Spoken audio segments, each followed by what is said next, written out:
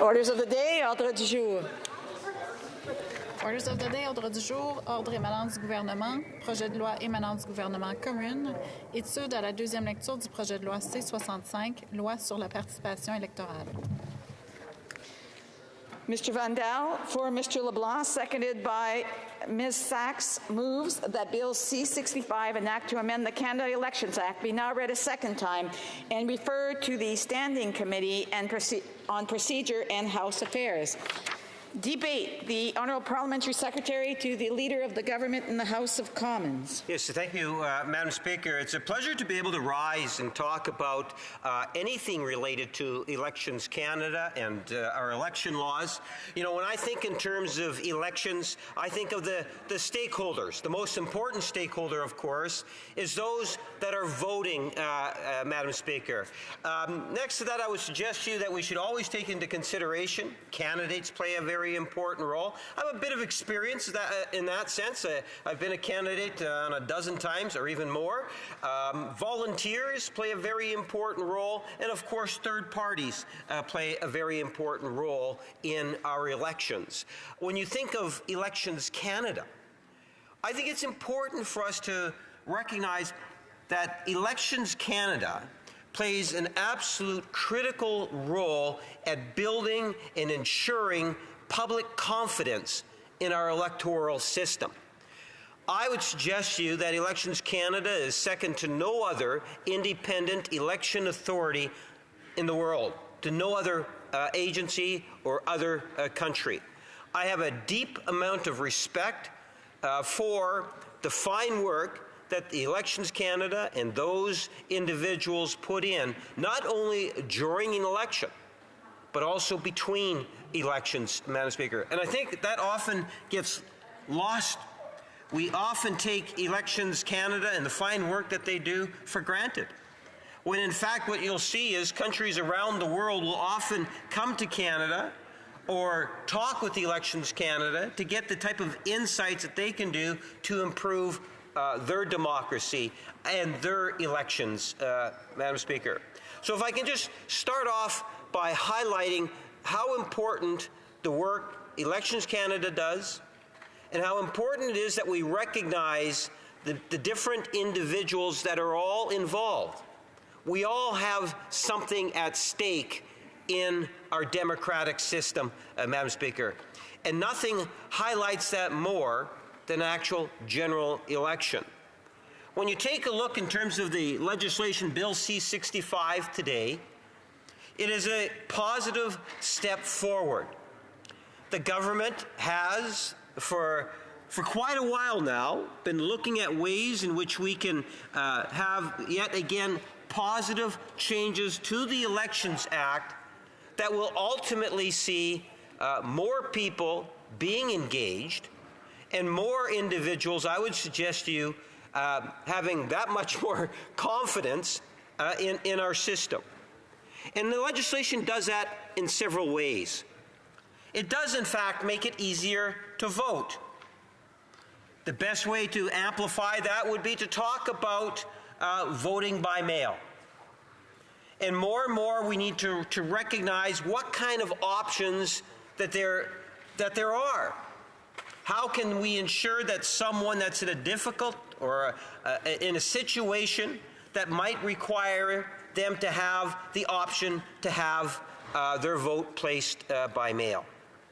And Elections Canada has done a great deal of work to ensure the legitimacy and the integrity of having a mail-in ballot, Madam Speaker. We are also looking at advance polls, increasing the number of days in which a person can go to an advance poll. I would like to think that every one of us, of all political parties, can appreciate the importance of advance polls, Madam Speaker. How often do we hear how you get election results coming in and you are waiting for the advance polls because you will find more and more a higher percentage of the population will utilize the advance polls. Political parties, candidates, and voters continue to grow in terms of its dependency on the advance polls. I see that as a good thing, Madam Speaker. I think as parliamentarians of whatever political stripe, we need to recognize that where we can enhance those voting opportunities, that we do just that. This is one aspect of the legislation in which I would like to think that every member would be solidly behind, because we should all be concerned about how it is we can get more people voting, Madam Speaker. There are other aspects dealing with, such as campus voting. We often hear from members about how important it is that we get the younger generation to be engaged, to be out there voting, volunteering, the roles that they play, whether it's voting or being candidates. More and more young people are getting elected at a younger age, Madam Speaker. I know when I was first elected, I was at 26, and I think at that time I was the third. Nowadays, there's a lot of people getting elected in their 20s, Madam Speaker, which is a great thing to see. We want more young people to get engaged in our democratic system. We all have a vested interest, Madam Speaker. So it's encouraging to see that. One of the ways in which we can enhance that is to see more voting done at our post-secondary institutions, on our campuses. This legislation makes a positive step towards that also. Increasing the vote, percentage of the vote, is of the utmost importance. One of the things that we need to be aware of, Madam Speaker, is the importance of protecting personal information. You know, the data bank has evolved to quite the thing in politics. I can remember my first election where the best data bank was the Who Called Me book. For those that aren't familiar with that, the Who Called Me book was like a phone book, but instead of basing it on last names, it was based on addresses. So if I wanted to find out how to contact people, I would take a look at Burroughs Avenue, for example, and I would be able to see every house that has a phone number attached to it. And 85 to 90% of the people would be in that Who Called Me. You want to be a candidate, all you really needed to have to reach out to, from a phoning perspective, was a phone bank along with a Who Called Me book. But how things have actually changed, Madam Speaker. Dealing with data is so very, very important. What has become apparent is that we need to ensure that we protect personal information as much as we can, Madam Speaker, without compromising the principles of democracy. You know, it's interesting to contrast, and I might do this in a couple of ways, what other jurisdictions do. At the national level, there's certain information that Elections Canada collects in cooperation with Canada Revenue Agency to ensure that we have a base of a data bank that candidates can use in terms of being able to make contact with the voter. And it differs. I kind of like what the province of Manitoba does, where they also provide a telephone number along with the collection, which is optional, but you'll notice that their data bank has far more opportunities to be able to make telephone contacts than the Election Canada list. That might be worth some sort of a discussion that takes place at the committee stage. I say that because even as I go through some of these items, Madam Speaker, I think it's important for us to recognize that different members might have different experience and thoughts in terms of how the legislation, the Elections Act, can actually work.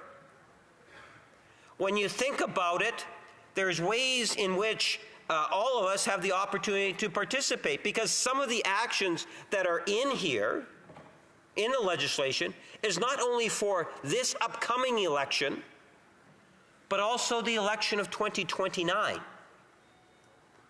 Things such as being able to vote anywhere in your riding. Well, I want to remind the honourable members that they are to wait for questions and comments. There will be 10 minutes for questions and comments, so it's lots of time. And so I just ask members to please wait, and as opposed to trying to interrupt other members. The honourable member for the Honourable Parliamentary Secretary. Madam Speaker, that one came out of the blue, literally.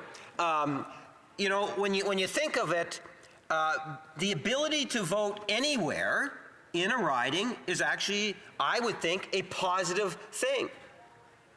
It might be a bit difficult for Elections Canada to put something in place that would allow that to occur for this election, but for 2029, I think it's a fair expectation that we should be able to vote anywhere in the riding. Again, I'll compare it to an election in Manitoba. In an election in Manitoba, you can vote at any poll within the constituency, and in fact, you can even go to a mall and vote. Madam Speaker, bringing and enabling people to vote in malls, voting at any polling station, has got to help and people get to have that opportunity to exercise their franchise and to be able to vote. So that is one thing in which, when we talk about how it is members can contribute, going into committee, talking about ideas. There's another thing that's on the books, that's within the legislation, that's being proposed for 2029. And that is to extend the number of election days. We seem to be of the mindset that the election has to be on one day, and that is the only day in which people can actually go. If you can't go then you go to an advance. There is a valid argument to be made to extend it for a 3-day period, for a wide variety of reasons, Madam Speaker. One could take a look in terms of anything from an environmental condition in a region of the country. Excuse, j'ai un point au règlement. L'honorable député. The honourable member for, I'm sorry. I can only remember your name, not your writing. J'ai pas de... L'honorable député de Pierre Boucher. The honourable member for Pierre Boucher les Patriotes Verchères. Thank you, Madam Speaker. I just wanted to ask if we have quorum in this House. Yes, let me check. Both here in person and virtually.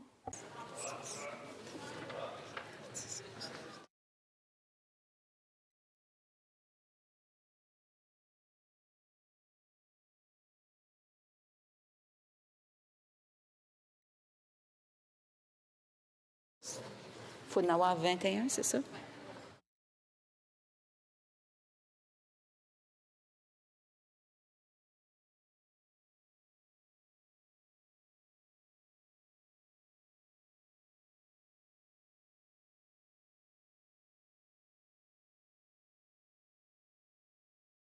On a quorum. Yes, we have quorum. The Honourable Parliamentary Secretary. Madam Speaker, Friday morning quorum calls, wow, that's an interesting thing, an interesting tactic. It kind of interrupts my speech a little bit. I can assure the member that if you take a look at the chamber and in the lounges where we have the TVs where people participate and online, that there are a number of people that are around and listening to the debates that take place. At the end of the day, Madam Speaker, I was kind of moving on to areas in which members might want to take a look at the legislation and some of the things that's within the legislation in which it would be great to have feedback, because not all members will actually be going to the committee stage. And I was commenting first and foremost in regards to the voting anywhere inside your riding and what other possibilities there might be that's out there. I think that members might want to encourage, I would encourage Elections Canada to look at other options. And I cited in terms of the province of Manitoba and the ability to vote in malls and other destinations, other places. Then I made reference to the 3-day election and why it is so important that we look at not only making that a reality, because that will be the case in the 2029 election. It takes a bit of time to make the type of arrangements. Not quite feeling confident enough to be able to say that it'll happen in 2025, but who knows in terms of what the standing committee might have to say on that. It could be something taking place in a community that causes a problem on that particular election day. You know, if you take a look at it, even on the current October 20th date, I believe it's the province of Alberta. I'm not 100% sure of this, but I think it's the province of Alberta and the municipalities are actually having their election on that particular day. Well, having the option of 2 or 3 days, as we'll see in 2029, can actually be a very positive thing. Whether it's something of that nature or, Madam Speaker, it's something weather-related, or from a personal voter perspective, something that comes up within the family. You know, these are the types of discussions that can actually take place.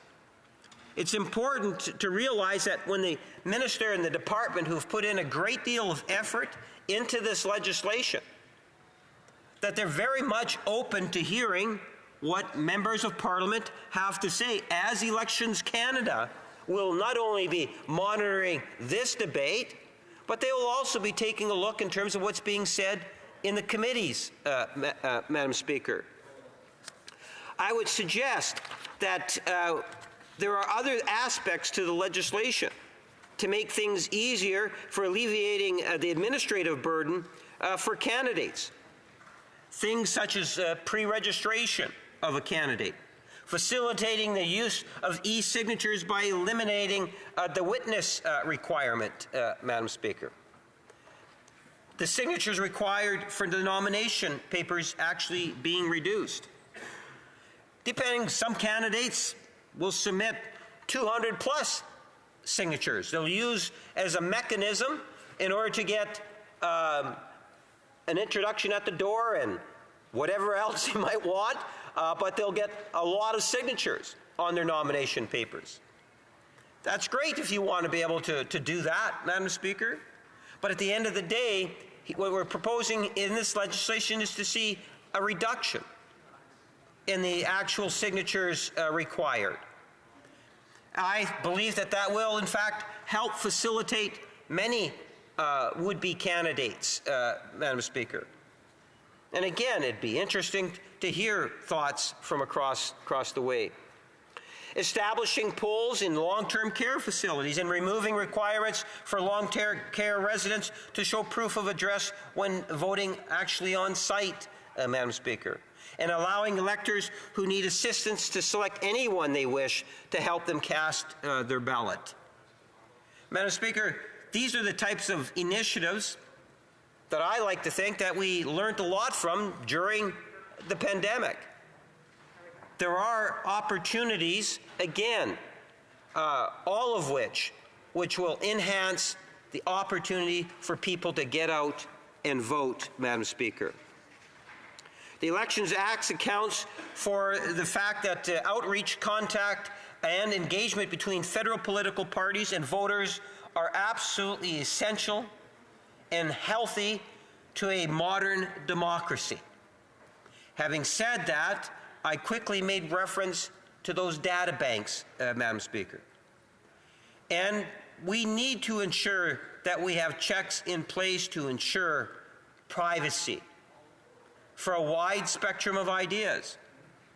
When I mentioned that, I went to the whole idea of the Who Called Me book back in the day to the way in which you would at one time have the poll lists actually posted publicly, so someone could easily find out names of individuals, where they're living, and even phone numbers in certain types of elections, Madam Speaker.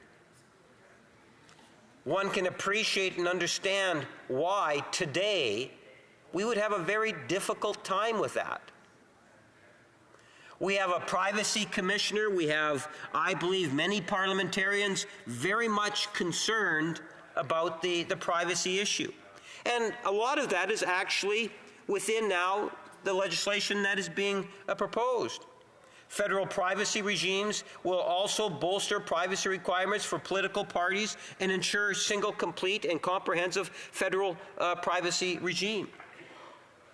Madam Speaker, you're saying that I only have 1 minute left. I think that, just if I can, electoral integrity, ban disinformation intended to disrupt the conduct of elections, removing the time frame limit for offenses involving impersonation or false statements, and more. Ensure malicious actions using artificial intelligence is captured.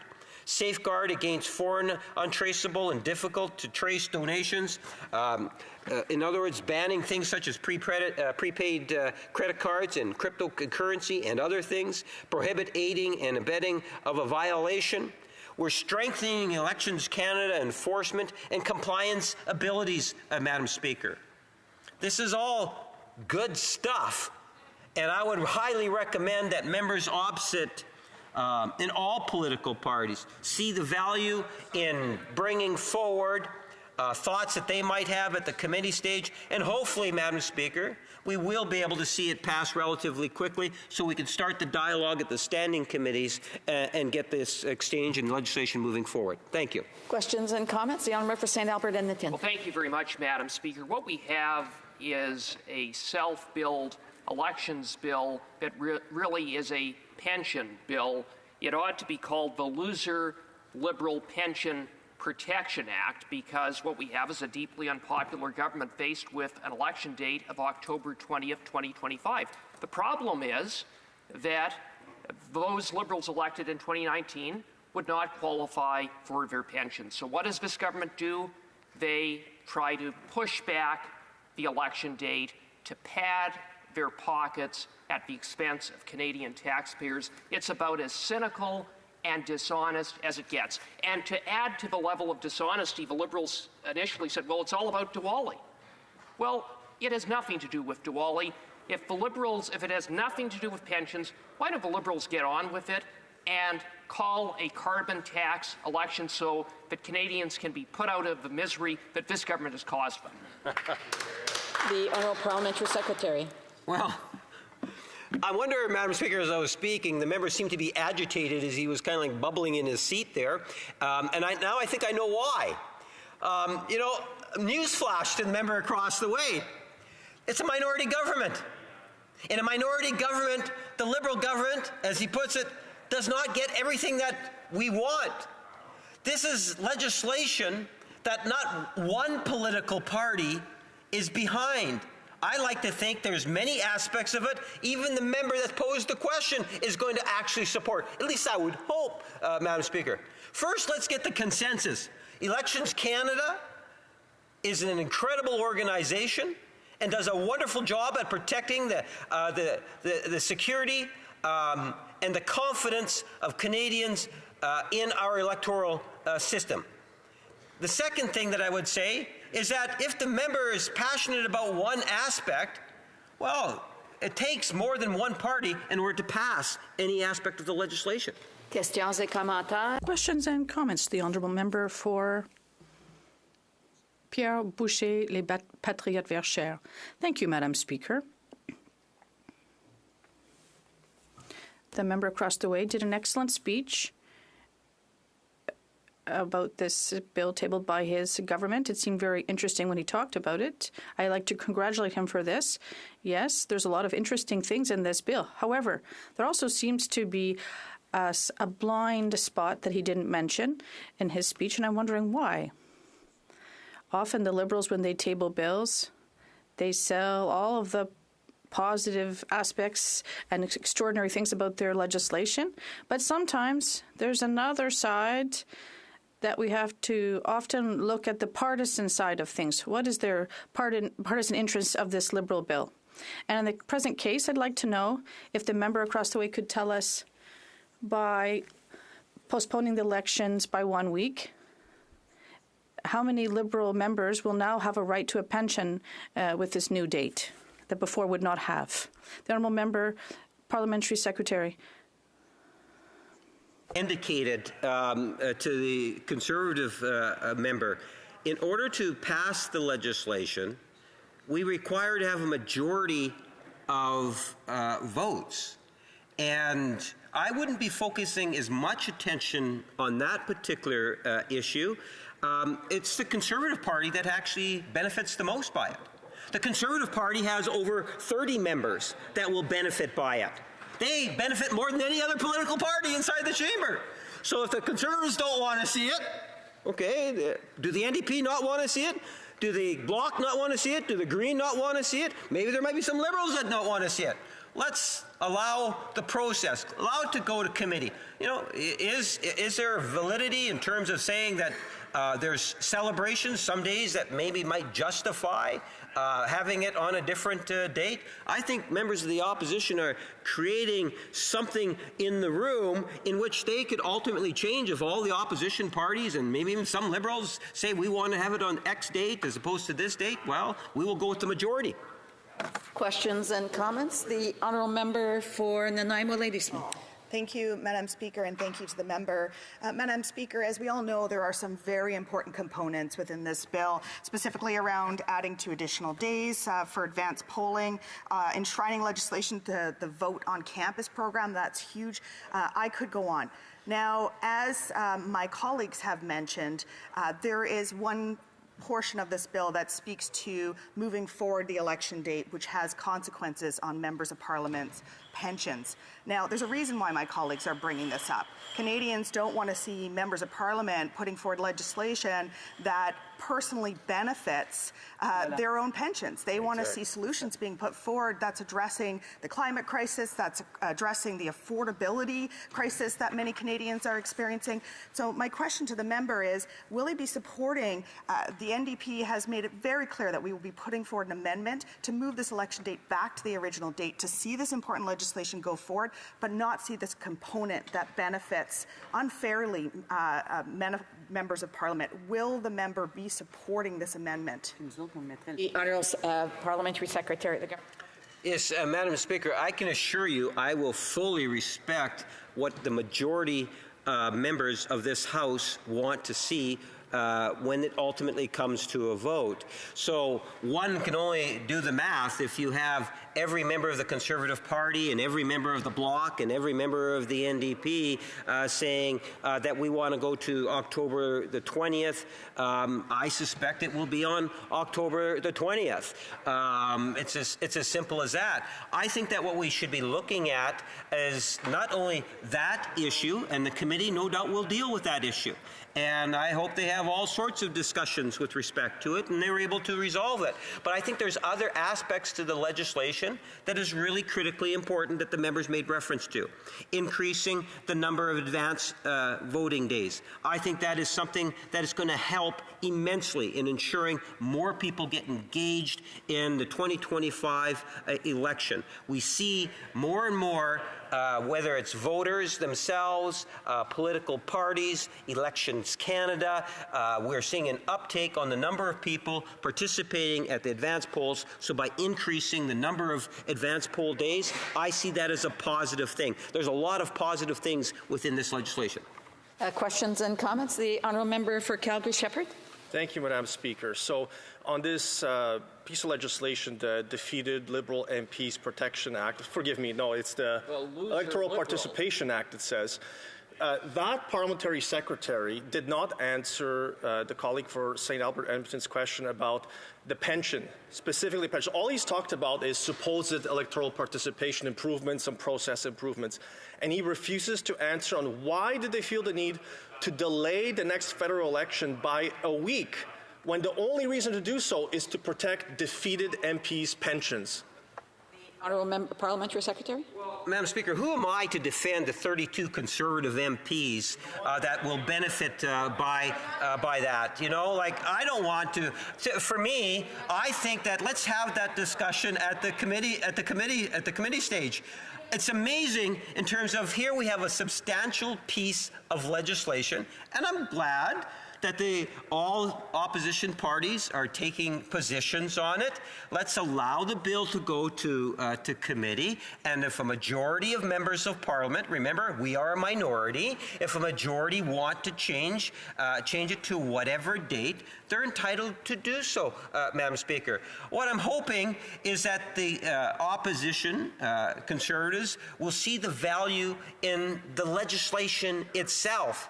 Think beyond just the one issue and how it is that more Canadians are going to be able to get engaged as a direct result of the passage of this legislation, Madam Speaker. And I suspect, contrary to the impression that they're giving, for a vast majority of things that are being suggested within this legislation, the Conservatives will be voting in favour of it.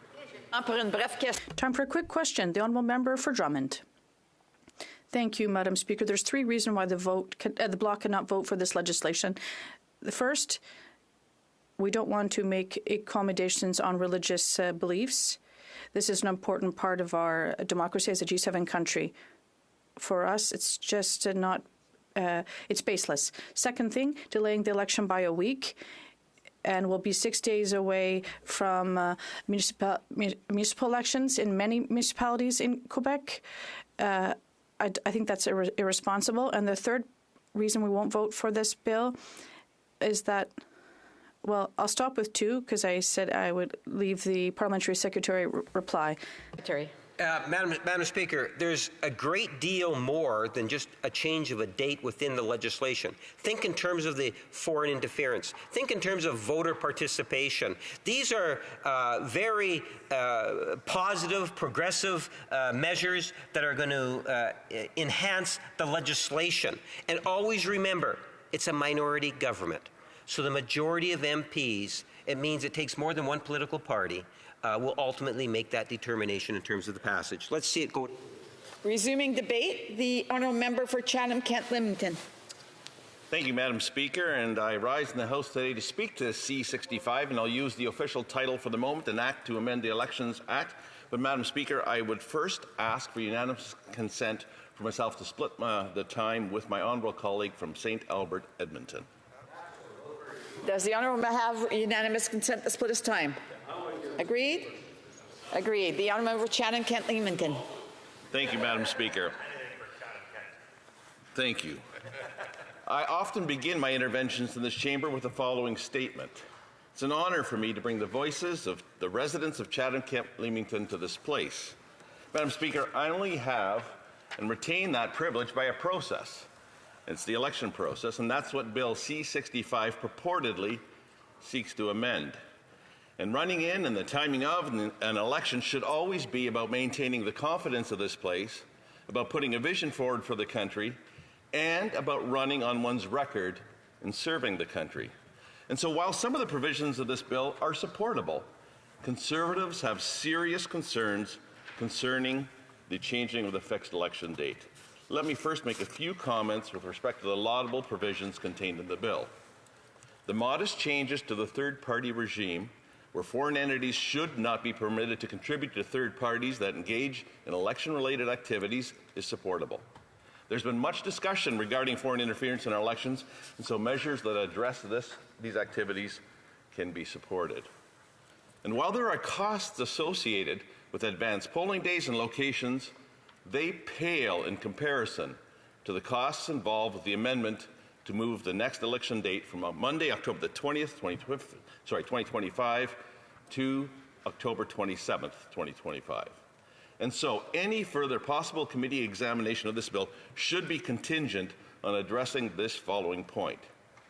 These additional 7 days will cost Canadian taxpayers millions of dollars. And I will be focusing on this aspect of the legislation in my remarks today because this provision makes this bill an MP pension bill impersonating as an elections bill. So this begs the question, why are they doing it? Now, the Liberals are claiming that they're changing the election date to not overlap with the festival of Diwali. And it just coincidentally happens to be that this 7-day additional delay will secure the pensions of over 80 MPs after 6 years of service, meaning any MP elected after October 21st, 2019 will only reach that 6-year threshold if the election is called after that date in 2025. And I will note, Madam Speaker, that this includes myself and 31 of my Conservative colleagues. And I'm prepared to run on my record, Madam Speaker. Will my Liberal colleagues make the same vow? Will they run on their respective records before October 21st, 2025? Madam Speaker, of the 80 members elected in 2029, here's how the breakdown of the members pushing that pension date breaks out across the political parties represented in this chamber. As I mentioned, Conservatives have 32 members of Parliament from the cohort of 2019, Liberals 22, Bloc Québécois 20, and NDP 6. The Conservative caucus and all of the 2019 cohort support running on our record and not delaying the final election date. Will the Bloc members also support not delaying the final election date for this election? And I welcome, in the Q&A that follow my remarks, any formal statement by the members on the record from that party.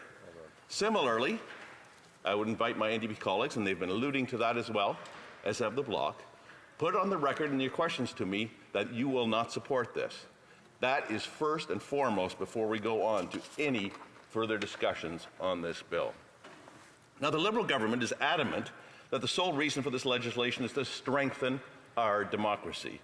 In fact, the Minister of Public Safety, Democratic Institutions and Intergovernmental Affairs was quoted in a recent National Post article saying the following, quote, "The government believes that a strong democracy begins with enabling Canadians to freely exercise their fundamental right to choose their representatives, and we will always be there to defend that right," end quote. But the actions of this government and this Prime Minister show otherwise. Back to foreign interference for a moment, and the intimidation that my colleague from Wellington Halton Hills and his family faced from foreign state actors. Our security agencies learned of this, informed the Prime Minister, and he did nothing. And the interference in the 2019 and 2021 elections at several ridings across this country. Where was the government action? What about the unnecessary invocation of the Emergencies Act? Again, an action that erodes the very foundational principles of our democracy, the rights of our citizens. And we only need to look at the conduct of our present Speaker, the lack of respect that he has for the nonpartisan role of his office, not once, not twice, but I'm sorry, I cannot keep track of the number of violations. This government continues to erode the institutions that support the foundation of our democracy. If the minister and the government are so concerned about the defense of democracy, why don't they give Canadians back some of the freedom from the fiscal black hole they've imposed upon the citizens of this nation, and not force us to pay an estimated $120 million if all MPs were to lose their seats in the next election? I have an idea, Madam Speaker. What if the government held the 2025 election on October the 6th, 2025 instead? That way, it wouldn't interfere with Diwali, nor would it affect the Jewish celebration of Shemini Atzeret, allowing the Hindu, Jain, Sikh, and Buddhist communities and Jewish communities to vote on Election Day if they so chose not to vote in advance polls. It bears noting that this isn't the first time the issue has come to the forefront, in that in 2019, the Chief Electoral Officer ruled against changing the fixed election date. 2019, Arya Bain, a Jewish Orthodox woman running for the Conservatives in Eglinton Lawrence, attempted to have the October 21st election date switched to October 22nd. She wanted to avoid the overlap with the Jewish holiday of Shemini Atzeret, and I hope I'm pronouncing that correctly, which was to begin October the 20th and end on October the 22nd of that year. The riding of Eglinton Lawrence was home to about 5,000 Orthodox Jewish voters in 2019, and the previous 2015 federal election had been decided by less than 4,000 votes. She argued the merits of her case based on the closeness of the results in the previous election. As I mentioned earlier, the Chief Electoral Officer in 2019 ruled against it, stating that there is no such thing as a perfect election day, especially in a country as diverse as Canada. He went on to say, quote, "There are always Canadians who are unable to vote on election day," end quote. Given the precedent set in 2019 by Elections Canada on that ruling, the government need not be selective in its observance of religious holidays. However, an October 6th election date would seem to resolve all of the possible issues around religious observances.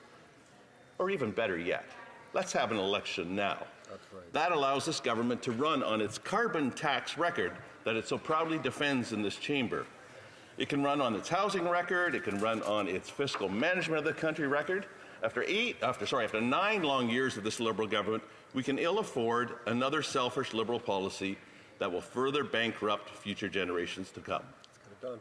Conservatives will bring down inflation, allowing interest rates to fall by capping federal government spending with a dollar-for-dollar rule, and we will ensure Canadians are not on the hook for tens of millions of dollars in pensions by moving the election date for spurious or disingenuous purposes. This bill is an MP pension bill, impersonating as an election bill. Conservatives will restore hope to Canadians. We will bring it home for Canadians to unite this country for our common home. Your home, Madam Speaker, my home, our home, and let's bring it home. Thank you. Questions and comments? The Honourable Parliamentary Secretary, the Government House Leader. Well, thank you, Madam Speaker. It's a bit much. You know, I don't want to defend the 30-plus Conservatives that have the largest number that will actually benefit if he wants to look at it as a benefit. So what, you get 30 Conservatives, there's 20 Liberals, there's, I think, just under 20 Bloc, and there's a half dozen New Democrats that will be affected with it in regards to what it is that the member's actually talking about. And as opposed to trying to recognize that aspect and only that aspect, let's look in terms of how this legislation is going to enhance our electoral system. We're going to get more people participating in elections. I see that as a positive thing. That's why we're increasing the number of advanced polling days. That's why people will be able, or students will be able to vote on their campuses. These are positive measures. It's a majority government, and the question I have for the member, it's a minority government. That means a majority. So if a majority of the House want to change... Allow for other questions. The Honourable Member for Chatham-Kent-Leamington. Thank you, Madam Speaker, and thank you for the question. And I'm very relieved that I can assure you, to my honourable colleague from Winnipeg North, that he does not have to defend the interests of our Conservative members or of the Bloc members or of the NP. We will put that question, through you, Madam Speaker, to the Canadian. We are very willing to put that question to the Canadian electorate. They can decide. That's how this government works. That's how our institution of democracy should work. The issue of MP pensions should not come into play on an election. Period. Simple. Done. Questions and comments. The Honourable Member for Tilburn. Thank you, Madam Speaker. Madam Speaker, I'd like to thank my colleague for his speech. I know he worked very hard last night to prepare this speech. Now, although many measures of this bill are in general aligned with the concept of the Bloc Québécois democracy, there are problematic aspects. Postponing the elections by 1 week means that that's only 6 days away from municipal elections in Quebec. We're talking about local democracy, which is very important, and we need to protect that. We want those two elections to be on very different dates. What does the Honourable Member think? The Honourable Member for Chatham-Kent-Leamington. From Terrebonne for the question, and I do want to acknowledge the hard work that goes and preparation that goes into all the work that all members in this chamber do. And I also want to acknowledge the hard work of our municipal politicians. And as I said in my speech, that moving the election date ahead or even calling it any time would avoid exactly those conflicts regarding date. And again, I appreciate her and everyone's hard work in this chamber. Questions and comments. Questions et commentaires. L'honorable député de Terrebonne. The Honourable Member from... Yes, I'd like to commend my honourable colleague on his speech. Madam Speaker, my colleague just mentioned the matter of municipal elections, which is extremely important in Quebec, and because we need to mobilize the public so that they turn out for these elections. But there's also the very sensitive issue of pensions, Madam Speaker, and I know that my colleague raised this issue in his speech. I am very uncomfortable with telling Quebecers, hey, listen, we're going to push the election back. And the only message that you're going to get out of this is because there's a bunch of MPs elected in 2019 who need this extra week so they can get their pension. I think this is a terrible message to send because it fuels cynicism towards politics on the part of the public. So what does my colleague think about this bill and in terms of finding a different date, for example, 3 weeks earlier? So, just to keep the date away from municipal elections and to make people less cynical about elections and about the government. Thank you. The Honourable Member. Respond. Merci, Madam President. Thank you, Madam Speaker. With the opinion expressed by my colleague, yes, cynicism is something we should be addressing, and we should not be trying to drape an elections bill with, as he correctly characterized this, as an MP pension bill. We can talk about improvements to our elections, absolutely, but not when we're just trying to slip something through, pull the wool over the eyes of the Canadian electorate. Let's address that issue first, then there's opportunity to improve our election system. Thank you, Madam Speaker. Resuming debate, the Honourable Member for St. Albert Edmonton.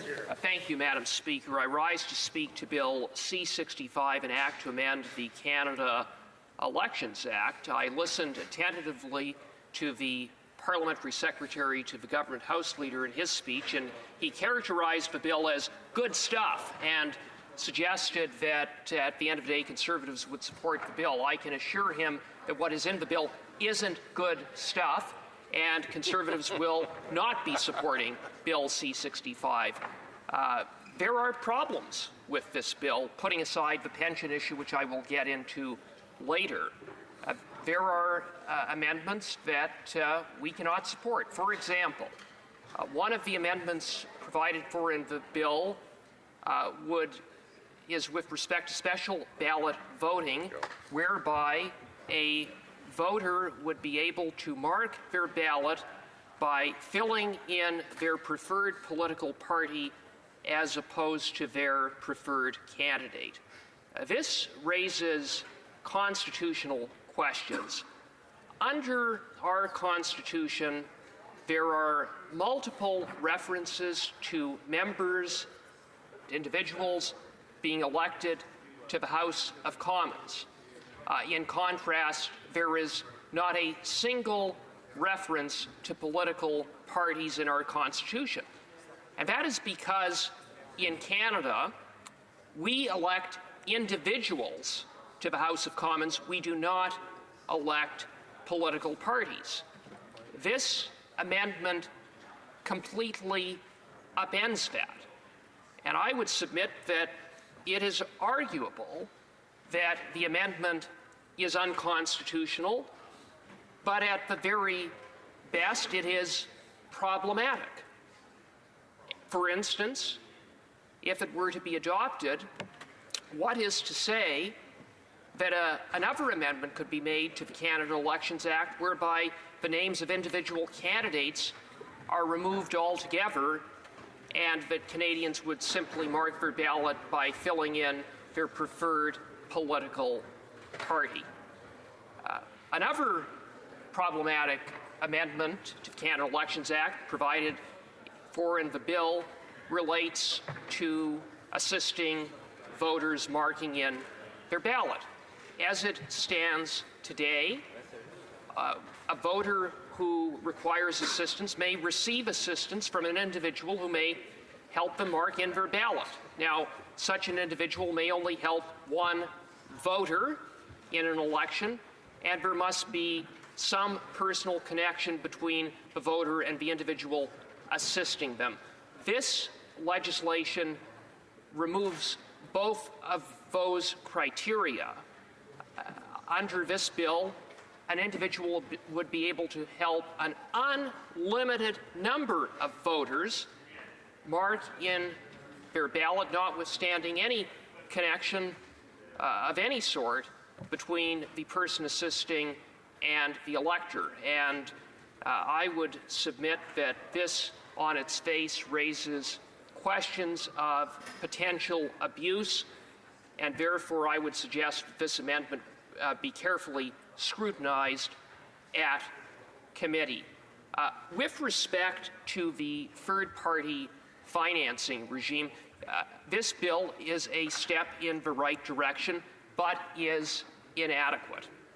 It is a step in the right direction insofar as it makes an important step forward with respect to financing during the pre-election and election periods. It appears that the objective with respect to changes to third-party financing is that third parties, in terms of the expenditures that they make during those periods, are raised from funds donated by individual Canadian contributors in the same way as political parties must raise donations from individual Canadians. The problem is that it doesn't entirely close a long-standing loophole whereby third parties can use contributions made from foreigners, foreign funds, to influence elections. And I have to ask why it is that these Liberals haven't seen fit to close that loophole.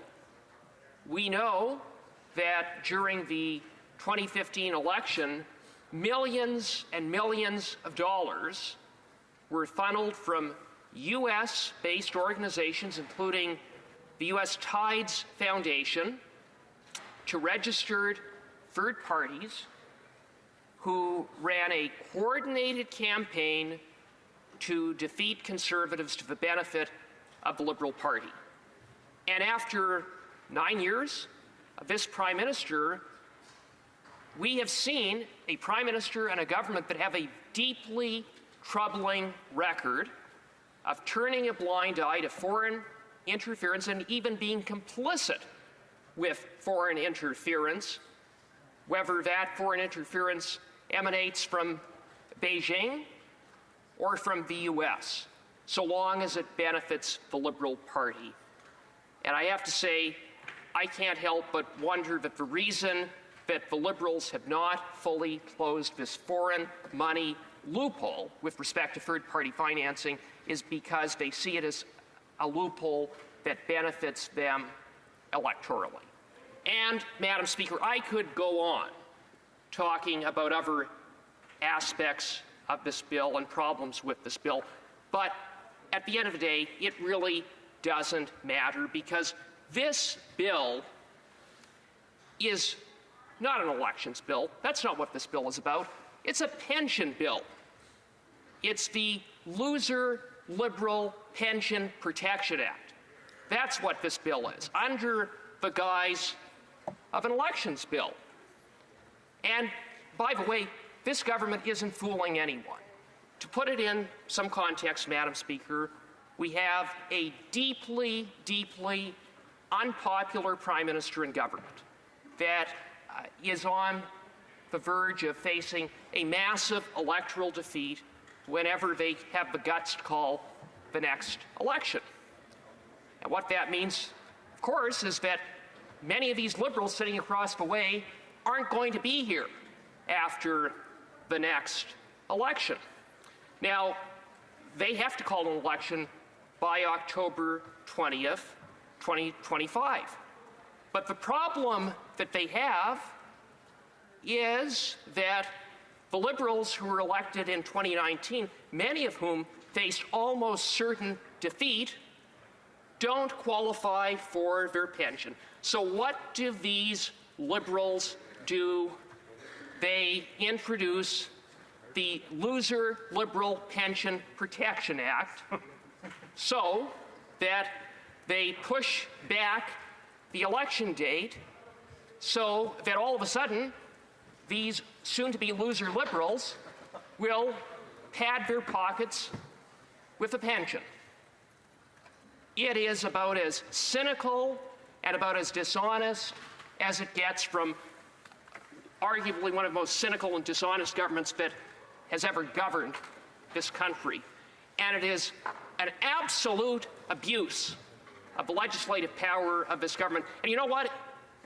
It constitutes this government, yet again, giving everyday Canadians, as they do every day, the middle finger, as they pad their pockets while they, after 9 years, have pummeled everyday Canadians and made life less affordable, and have caused enormous hurt and pain for Canadians. So, no, contrary to the representation of a member for Winnipeg North, Conservatives will not be supporting the loser Liberal Pension Protection Act.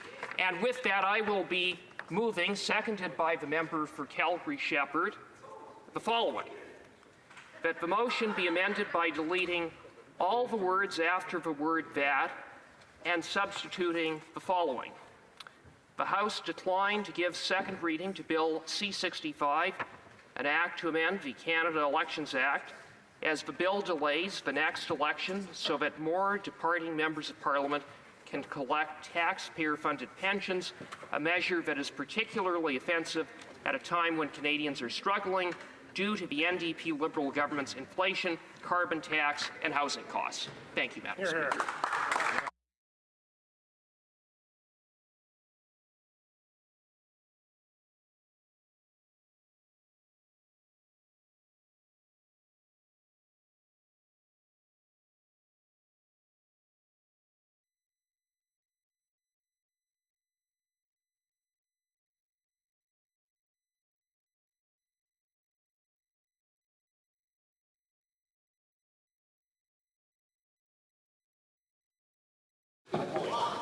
Order.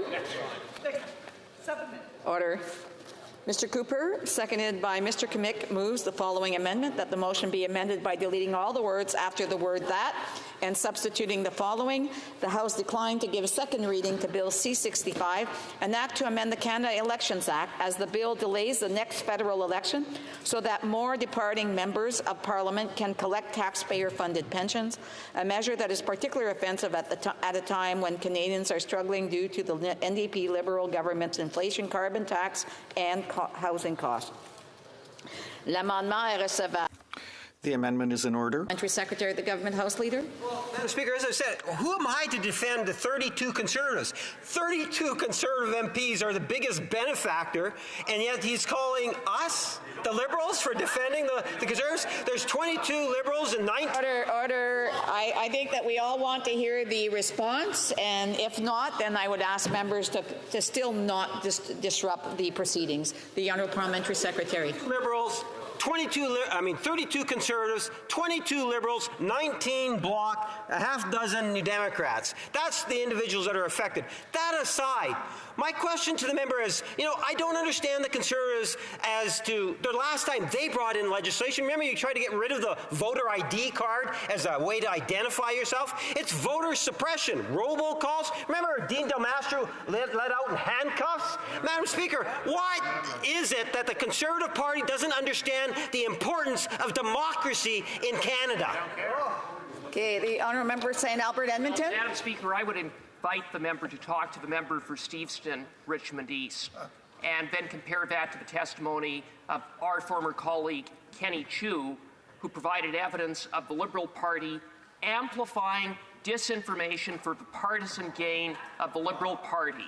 So that speaks to the integrity of these Liberals, and if they had any integrity, and if it really wasn't about protecting their pensions, they would support my amendment and remove the loser Liberal Pension Protection Act from the bill. Hear, hear.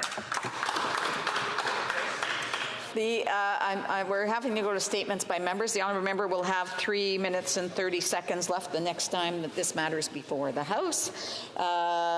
Statements by members, déclaration de député. The honourable member for Nepean. Madam Speaker, Ottawa is a global tech hub with about 1,800 tech companies, 88,000 tech professionals, and North America's highest concentration of tech talent. Ottawa is renowned for our cutting-edge R&D and innovation in SaaS, cybersecurity, artificial intelligence, machine learning, robotics, advanced networks and 5G, health tech and life sciences, smart mobility, IoT, and many other disruptive technologies. Thanks to Invest Ottawa and federal funding, we have Nepean-based Area X.O, which evolved from the Ottawa L5 connected and autonomous vehicle test facility into the world-class R&D complex that enables and accelerates the development, testing, and application of next-generation smart mobility, autonomy, and connectivity technologies. I would like to recognize and thank former CEO of Invest Ottawa, Michael Tremblay, for his contribution to Ottawa's tech sector. Thank you, Madam Speaker. The honourable member for Bruce Grey Owen Sound. Madam Speaker, 6 students from Bruce and Grey counties participated in the Canada-wide science fair here in Ottawa this week. Shally Oat for her project Plant Growth Spurt, Oscar Weaver-Singy for his project Breakfast on the Brain, which won the gold medal in the junior division plus a health and nutrition award, Kenna Wilson for her project Body Temperature, which won a bronze medal in the junior division, Lucas Muir for his project Hydro Harvest, Emily Caulfield for her project Schooled, diving into the social behaviors of fish, and Charlotte Woodhouse with her project How Inbreeding Levels Affect Fertility in Holsteins, which won a bronze medal in the senior division. Congratulations to all the participants in the Canada-wide Science Fair. Canada's future in science is bright. Further, I'd like to recognize Ross McLean, who is retiring after 45 years of practicing law across our riding. Ross has been a dedicated, tireless member of the community. I wish him and Brenda all the best in the future. The honourable member for Newmarket Aurora. Madam Speaker, I had the opportunity to join Theatre Aurora to celebrate 65 years of theatrical performances. Over the years, audiences have enjoyed and actors have been challenged by performances such as Sound of Music, Annie, and Murder on the Orient Express. Live theater captures our imaginations and enriches our lives, and it provides a shared experience for both the audience and the actors. Theatre Aurora is provided an opportunity for experience to a wide range of emotions, providing professional type of experiences for those involved: actors, directors, producers, set designers, costume makers, and musicians, as well as ticket sellers. That Theatre Aurora accomplishes this in what used to be a cement factory is a testament to the creativity, the drive of all involved, providing us, the audience, with a memorable experience. For all that you do, I say thank you, Theatre Aurora. The honourable member for London Fanshawe. Safe Space London is a collective by, with, and for sex workers, allies, women, and non-binary folks. Since 2009, this collective offers harm reduction and first aid supplies, HIV and STI testing, cosmetics, clothing, hygiene products, peer support programming, and a safe place for sex workers. They also provide important education campaigns and advocacy for sex work decriminalization. Across Canada, organizations like Safe Space are under attack by conservatives that use cheap slogans to fearmonger and victimize the most vulnerable in our communities. And they do this in an attempt to raise their own status and to fundraise. Punching down is not leadership. But the community around Safe Space London are fierce, and I want to thank all the allies and organizations in London who have stood with them, showing the power women have when we stand together. I will always stand with and support Safe Space, and I will always fight against the Conservatives' misogynistic, anti-choice, anti-sex work agenda. The honourable member for Winnipeg North. Yes, Madam Speaker, last weekend I was asked what's the primary difference between the Liberals and the Conservatives.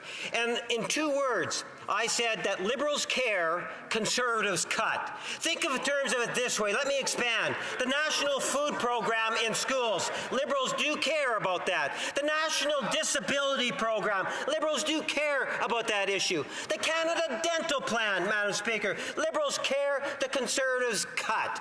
Think in terms of the Canada Pharmacare program. The Liberals care, the Conservatives cut. What is the primary difference between the Liberals and the Conservatives, Madam Speaker? The Liberal Party of Canada genuinely cares about Canadians, and the Conservatives, all they want to do is cut, cut, cut.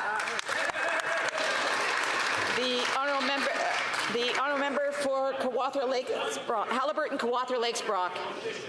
Speaker, it's a sad reality that almost daily my office is approached by someone who just can't catch a break navigating through the cost of living crisis. Ronat from Beaverton, a senior who suffers from severe allergies, has been stuck in an unsuitable unit for years because rental rates are far too expensive. Megan from Kawartha Lakes, a farmer, a business owner, a mother, is faced with a carbon tax on her and her husband's daily operations, and she has nowhere to turn for childcare due to outrageous costs and long wait lists. Just yesterday, Lori, a senior from Lindsay, called because she is being forced to decide between paying for food or rent, and now she relies on a food bank she was once a dedicated donor to. As hard as these stories are to hear, they are just the tip of the iceberg in what has become a shameful legacy of this NDP Liberal agenda, forcing almost 2 million people per month to the food bank. I join the plea for the NDP Liberals to show some compassion, because after 9 long years, they are not worth the cost or the misery. The honourable member for Mont-Royal. Enough is enough. On Wednesday, a Jewish school in Montreal had shots fired at it. On Saturday, 2 men opened fire at a Jewish school in Toronto. Last night, a synagogue in Vancouver was attacked. Over the course of the last 7 months, Jewish buildings and stores have been vandalized. Encampments have been set up at universities where posters extolling terrorist groups and glorifying violence against Jews are common. Demonstrators yelling chants for Jews to go back to Poland and calling for intifada and saying that Zionists are not wanted here have surrounded community buildings and blocked access and exit from them. At this point, condemnation is not enough. All levels of government need to do more, immediately. At the federal level, we need to designate the IRGC and Samadoun as terrorist organizations. We need to adopt criminal code amendments to protect schools, places of worship, and community centers, the same way as we did for hospitals during the pandemic. Enough is enough. Canadian Jews have a right to be safe in our country.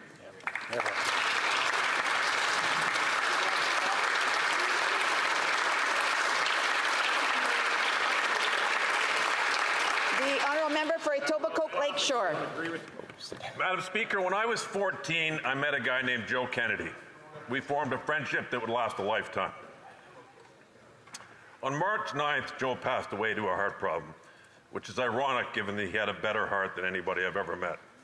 He was kind, he was generous, he oozed integrity and humility, which guided him during a successful career, first with an Ontario Hydro and later with Community Living Toronto. He was also the most honest man I ever met, sometimes too honest.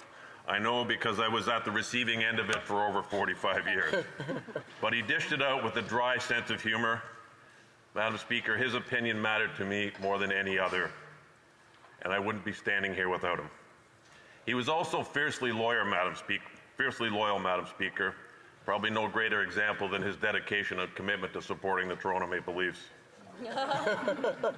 But nothing, and I mean nothing, meant more to Joe than his family, his wife Mary and his daughter Sarah. His final words to me was to make sure they're going to be okay. They're going to be okay, Joe, and that's because of you. Thank you.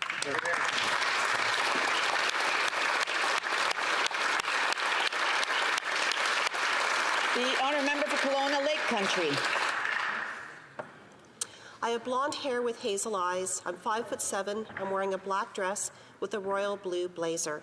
As the Shadow Minister for Disability Inclusion, it's my pleasure to recognize National Accessibility Week.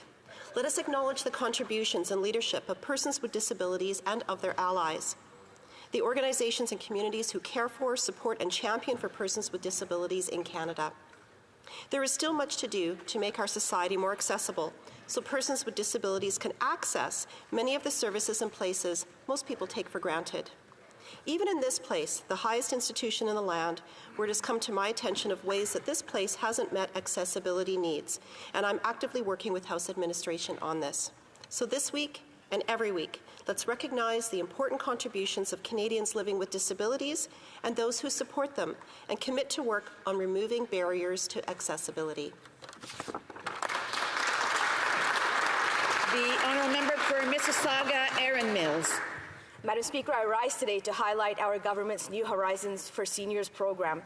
This federal grants and contributions program for seniors is a truly transformative initiative in the lives of so many seniors across Canada and in my riding of Mississauga, Erin Mills. let me take this opportunity to highlight just a few of the many awesome organizations in my riding who do so much great work to bring communities together. These organizations include the Mississauga Seniors Club, Ivan Franco Homes, Shub Helping Hands, the Meadows Church, Fengwa Seniors. Whether it's awareness programs to educate us about the issues of elder abuse, weekly recreational activities, or even helping seniors access government services that they may be eligible for, these organizations represent the heart of my community. It is so important that we come together to support our seniors who continue to do so much for our community. Thank you. The honourable member for Oshawa.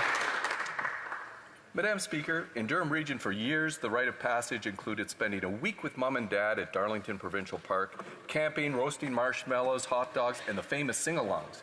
Now, according to the out-of-touch Liberals, kids are rebelling, demanding that their parents cancel their summer vacation and immediately take them to the dentist? Yep, according to the Minister of Health, kids would prefer to say no to spending time with their loved ones this summer and instead have their teeth drilled and filled. Whose kids are these Liberals talking to? Yes, we all know that dental health is important, but this is not an either-or question. Sadly, this summer, many Oshawa families will not be able to afford a local staycation because of the Liberals' out-of-touch tax and spend agenda. When the Liberal MP for Whitby stated that their net zero goals were going to cause pain, is this what they were talking about? Why doesn't the NDP Liberal government axe the carbon tax, lift the taxes on gasoline so Canadians can save that extra $670 over the summer and afford a traditional family camping trip with the kids? The honourable member for Portage-Lisgar. What could be better than packing up the bathing suits, the camping gear, some snacks, and hopping in the truck for a family road trip? Well, according to the Liberals, it's picking up some extra shifts at work just to be taxed to the max, and then staying home, pretending your couch is a van and Netflix is the great outdoors. Or maybe it's another trip to the food bank line. After 9 long, miserable years, it's crystal clear that this Prime Minister simply isn't worth the cost. In the middle of this cost of living crisis, this Liberal NDP government hiked up the carbon tax by a whopping 23% this year. That's why common sense Conservatives are calling on this carbon tax coalition to give Canadians a summer break by axing the carbon tax, the federal fuel tax, and the GST on gasoline and diesel, lowering gas prices on average 35 cents a litre, so families can afford a simple summer vacation. Conservatives will axe the tax on everything for everyone after the carbon tax election, but until then, let's give Canadians a summer break. Hear, hear. The honourable member for Hamilton Mountain. Cowabunga is a word used to express delight, and fittingly, it's also the name of a pizzeria in my riding of Hamilton Mountain that recently won the title World's Best Cheese Pizza at the International Pizza Challenge in Las Vegas. Owners Andy Hewen and Justin Tanda had entered the competition several times in years past, and they always did well, but this year was different from the start. This year, they almost couldn't compete at all. The luggage that held their signature sourdough got lost during the flight south. Luckily, they kept a little bit in their carry-on, and a staff member grabbed a last-minute airline ticket to bring them some more. I can tell you that sourdough crust with its Canadian cheese and sauce ingredients, it's the perfect mouth-watering combination. And the international judges agreed. And if the cheese pizza is perfect as it is, just imagine how good the pizzas are with other toppings added. The word is out. Hamiltonians are so enthusiastic about the pies, Cowabunga can hardly keep up with demand. I know my family can't wait to go back. Congratulations, Cowabunga. The honourable member for New Westminster, Burnaby. I'm honoured to wear today a purple pin in recognition of May as Lupus Awareness Month. Lupus, a chronic autoimmune disease, affects more than 1 in 1,000 Canadians. Managing lupus is as complex as diagnosing it. I want to share the story of my constituent Brenda from New Westminster, who has battled lupus for over 3 decades.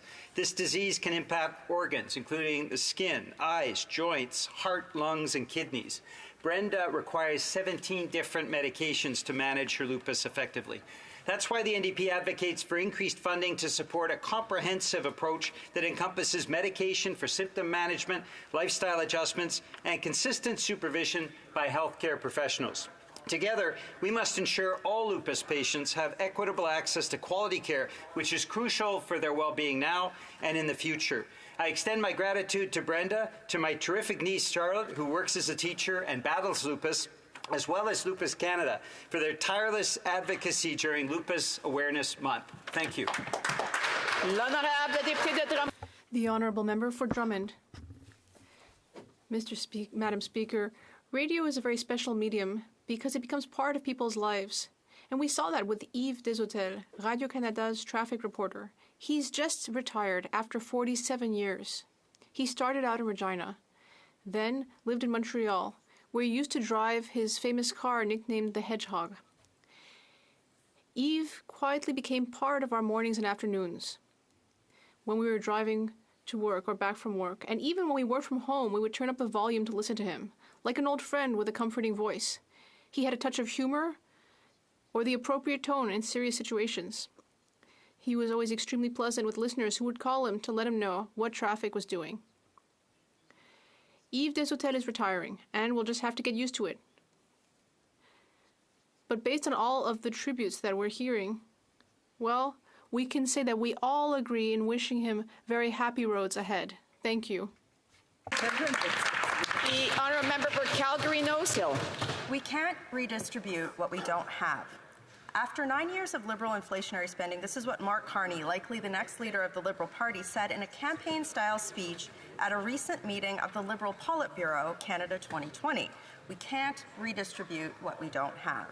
As plates of expensive food were being distributed to Liberal backroomers, and while countless Canadians stood in line at a food bank, Mark Carney went on to blame Canadian workers and job creators for not producing enough revenue for the Liberals to redistribute to wealthy insider friends. We can't redistribute what we don't have. Mark Carney would know because his international wealth redistribution scheme, something called the Glasgow Financial Alliance for Net Zero, is falling apart, and now he has his sights set on the wallets of everyday Canadians. We can't redistribute what we don't have. A message to Mr. Carney. A Conservative government will stop arch elites like him from taking another dime from working-class Canadians to redistribute to their wealthy friends. The Honourable Member Windsor-Tecumseh. Madam Speaker, I rise today in the House of Commons to honour the life of Hannah Perry, who dreamed of being a nurse since the moment that she could walk. Her first patients were her stuffed animals that she examined with her toy stethoscope. It was to no one's surprise that Hannah studied nursing at the University of Windsor, where she stood out for her hard work, warmth, and peer mentoring. It was her calling. When she graduated, she was snapped up by Windsor Regional Hospital and began a bright future as a neurology nurse. On May 2nd, Hannah passed away at the age of 22 from medical complications. In a final act of selflessness, Hannah saved the lives of 7 women through organ donation. Her sister Grace opened a GoFundMe page to establish the Hannah Perry Memorial Scholarship that has already raised $55,000 to support the next generation of nurses. Madam Speaker, Hannah's love and spirit was boundless and will continue to live in our hearts and touch the lives of many. Thank you.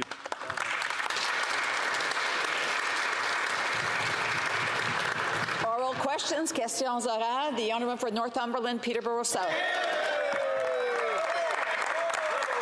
Thank you, Madam Speaker. Well, breaking news.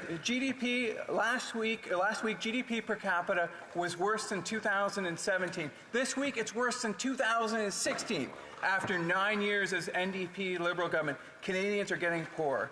A recent study from the Fraser Institute found that Canadians are experiencing the worst decline in living standards in the last 40 years. Food banks are being overwhelmed. The cost of housing has doubled. Homeless encampments are now across our country. Canadians need a break. Will this Prime Minister stop his inflationary spending, stop his carbon tax, stop putting ideology before Canadians, and just for goodness sake, stop? The Honourable Parliamentary Secretary. The member today talks about the Fraser Institute. I've heard him and other Conservative MPs in the past talk about rebel media, citing from them, for example. They ought to expand their horizons and actually look at the list. Look at the IMF list on GDP per person or per capita, Madam Speaker. The reality is we actually lead. We in fact are ahead of Japan, Germany, France, and the United Kingdom. The reality also is that they want to cut pensions. Unemployment would be higher under them. It's an endless list, Madam Speaker. Remind members to please listen to the questions. They may not like the answer, but they should be listening to the questions. The Honourable for Northumberland, Peterborough South. Well, there you have it. Over and over again, these Liberals say, Canadians, You've never had it so good. Well, the reality is far from the truth. We learned today that 0.7%, that's how much the GDP per capita declined in the first quarter. Things keep getting worse. If, in fact, the carbon tax keeps getting, these Liberals are capable of a carbon tax carve-out, why will they not give a carve-out for all Canadians across this summer? We know the carbon tax adds to the cost of living. They know it, we know it, Canadians know it. It's time for, on Monday, they'll have the opportunity to vote for a common sense motion to save Canadians 35 cents per litre on gas. Will they vote in favour? Will they finally give Canadians a break? Parliamentary Secretary to the Minister of Housing, Infrastructure and Communities. The member opposite is obviously from Ontario, Madam Speaker. What he just made clear, what the Conservative Party always makes clear, is they want to ruin the rebate for their constituents. A quarterly payment that disproportionately and positively benefits lower-income Canadians and middle-income Canadians. He talks about, and he always does, GDP per capita. Again, I refer him to the IMF list. We are ahead of powerhouses like Japan, Germany, the UK, and France. It's a hard time, Madam Speaker. We have more to do, but we're going to approach this in a responsible way, not like the other party with our austerity agenda. Member for Northumberland, Peterborough South. As always, the Liberals give us half-truth. The reality is that Canada has the worst GDP per capita in the G7. Those are the numbers, and more than that, our constituents are feeling it. Your constituents are feeling it. The longer these Liberals are in government, the poorer Canadians get. Canadians desperately need a break. Will they agree to giving Canadians a fuel tax holiday, or better yet, call a carbon tax election? Yeah, let's go. The Honourable Parliamentary Secretary. Madam Speaker, I've been hearing the members opposite talk about road trips. I'd like to tell them about my last road trip when I was driving across Canada with my family. We had to cancel our camping plans because of wildfires. We had to reroute our road trip because of wildfires. We are taking action to make sure we're fighting climate change. The members opposite, they're letting the planet burn. The Honourable Member for Louis Saint Laurent. Madam Speaker, the CAA has conducted a survey of its members' vacations plans, and unfortunately the results are brutal. One Quebec paper said that inflation, gas prices, and mortgage renewals are weighing on Quebecers' vacation plans. This is exactly the three things we've been raising for Canadians every day, and that's exactly what this Liberal government washes its hands of. And all this while yesterday the government ridiculed families. When will the government finally understand its management has been poor? Madam Speaker, the member across the way knows full well that the government of Quebec is not included in the Canadian price on pollution, the backstop, because Quebec has its own carbon market. The member also knows that what he's proposing is to save a cent or two per litre of gas in Quebec, but to save the money that they are saying, they'd have to go back and forth to Mexico all summer to have these savings. So, member for Louis Saint Laurent, I repeat, Madam Speaker, inflation, taxes, mortgage rates.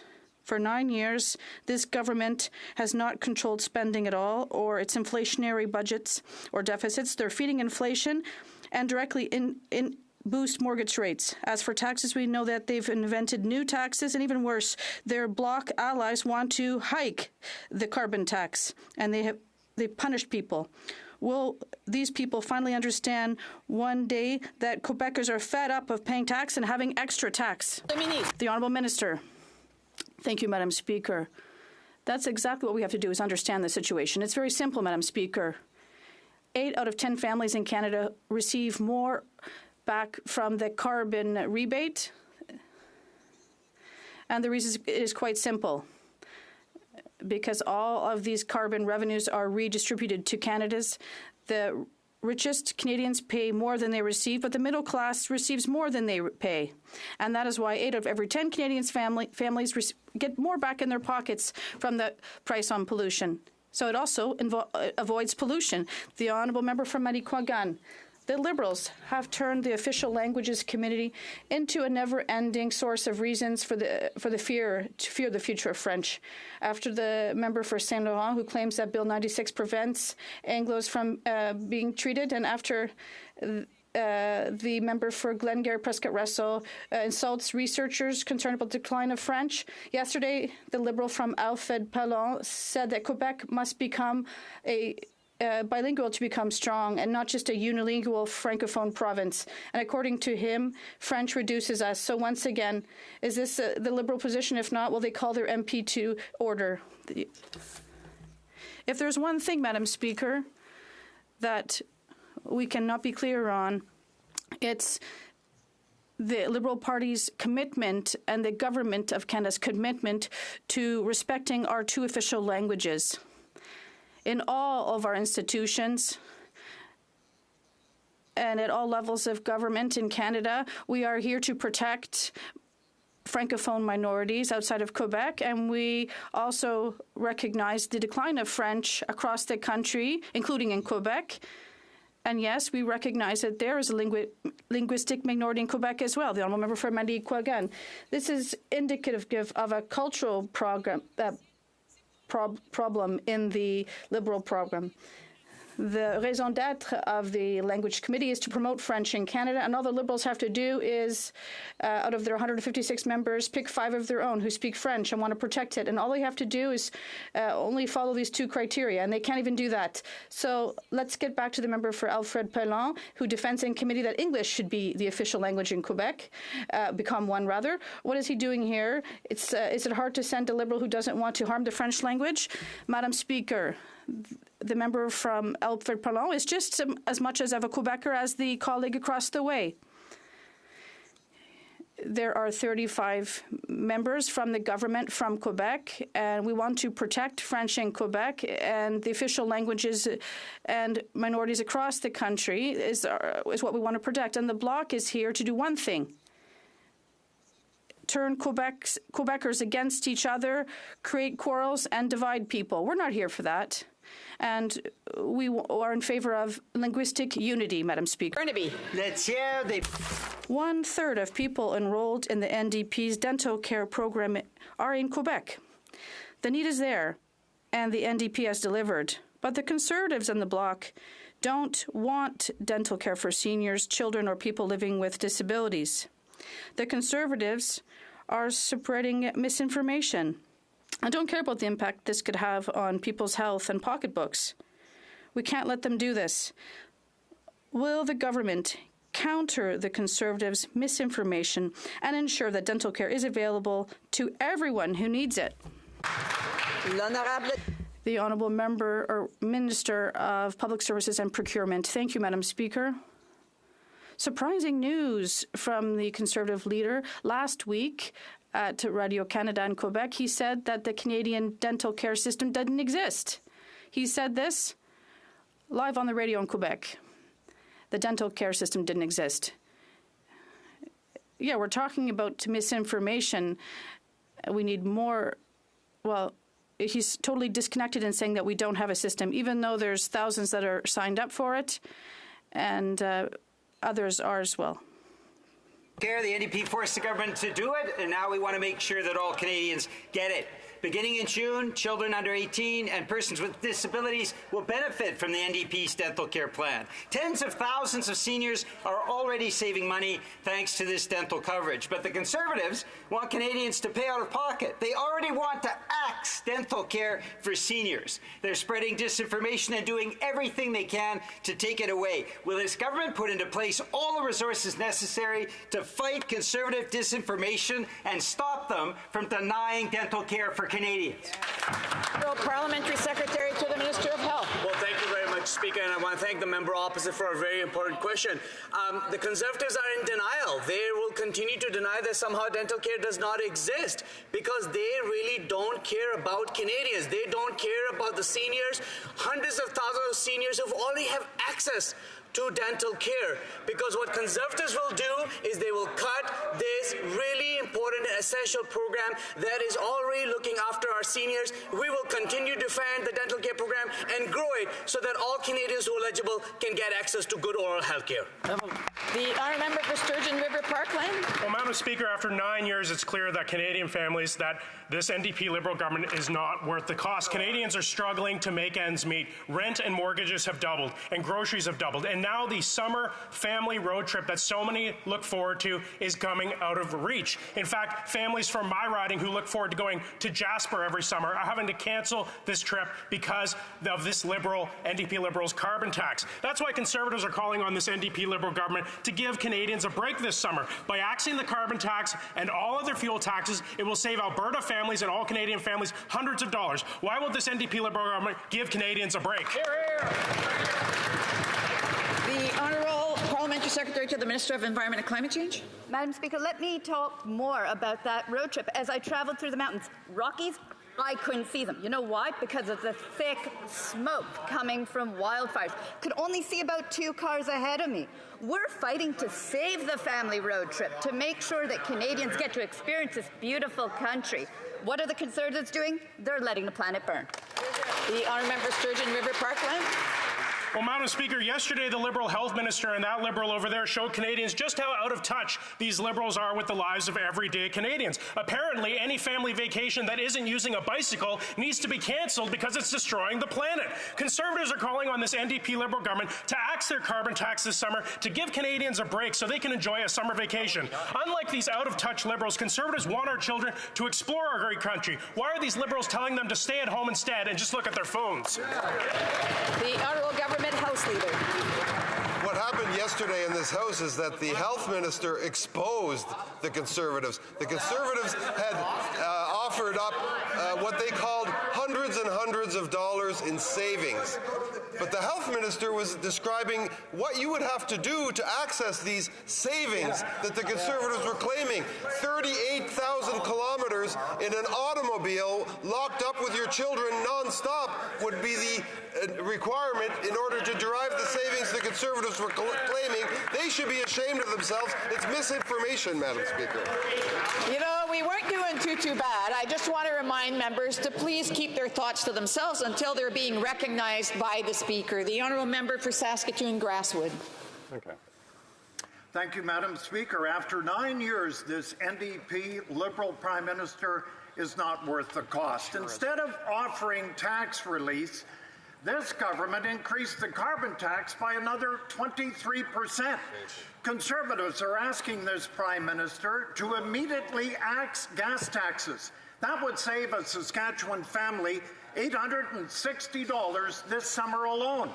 Will the Prime Minister vote with us on this side of the House on a common sense Conservative motion so Canadians can afford a summer trip? Hear, hear. The Honourable Parliamentary Secretary to the Minister of Housing Infrastructure. Like some others, Madam Speaker, their math is off. The reality is that Canadians benefit. 8 out of 10 Canadians end up better off as a result of the rebate where it applies in the various provinces, Madam Speaker. He talks about taxes, though. Funny, I heard an interview where the Leader of the Opposition told a journalist from the National Post that bakers bake bread and Conservatives cut taxes. It's not exactly true. This government has voted, has put in place measures to cut taxes for the middle class, to cut taxes for small businesses. They voted against that every single time. The Honourable Member for Saskatoon-Grasswood. Thank you, Madam Speaker. I spy with my little eye a government that wants to ruin family summer holidays. Yes, do you remember playing that game while traveling through this beautiful country? Sure you do. We all do. But yet yesterday, the Liberal Health Minister describes this family road trip as a punishment. But for all average Canadians, it's quality time. Will this Prime Minister show some compassion and vote for us on Monday so Canadians can afford a summer road trip? The Honourable Government House Leader. Madam Speaker, the Conservatives stood in this House and promised Canadians sunshine and flowers and hundreds of dollars in savings if only only the Liberals would agree to their crazy proposal. What we found out is that you'd have to drive back and forth to Mexico several times in order to save the money that they claimed. What happens, Madam Speaker, when you do that is families are locked in cars and they can't stop and all of that. These things that the Conservatives come up with, Madam Speaker, are just crazy. Order, order. I think if other members want to contribute, they should wait until they're being recognized. The honourable member for Kelowna Lake Country. After 9 years, this NDP Liberal Prime Minister is not worth the cost.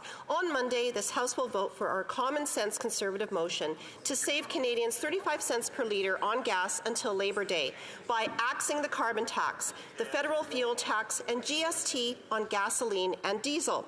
Families really need a break. This tax holiday will save the typical Canadian family $670 this summer.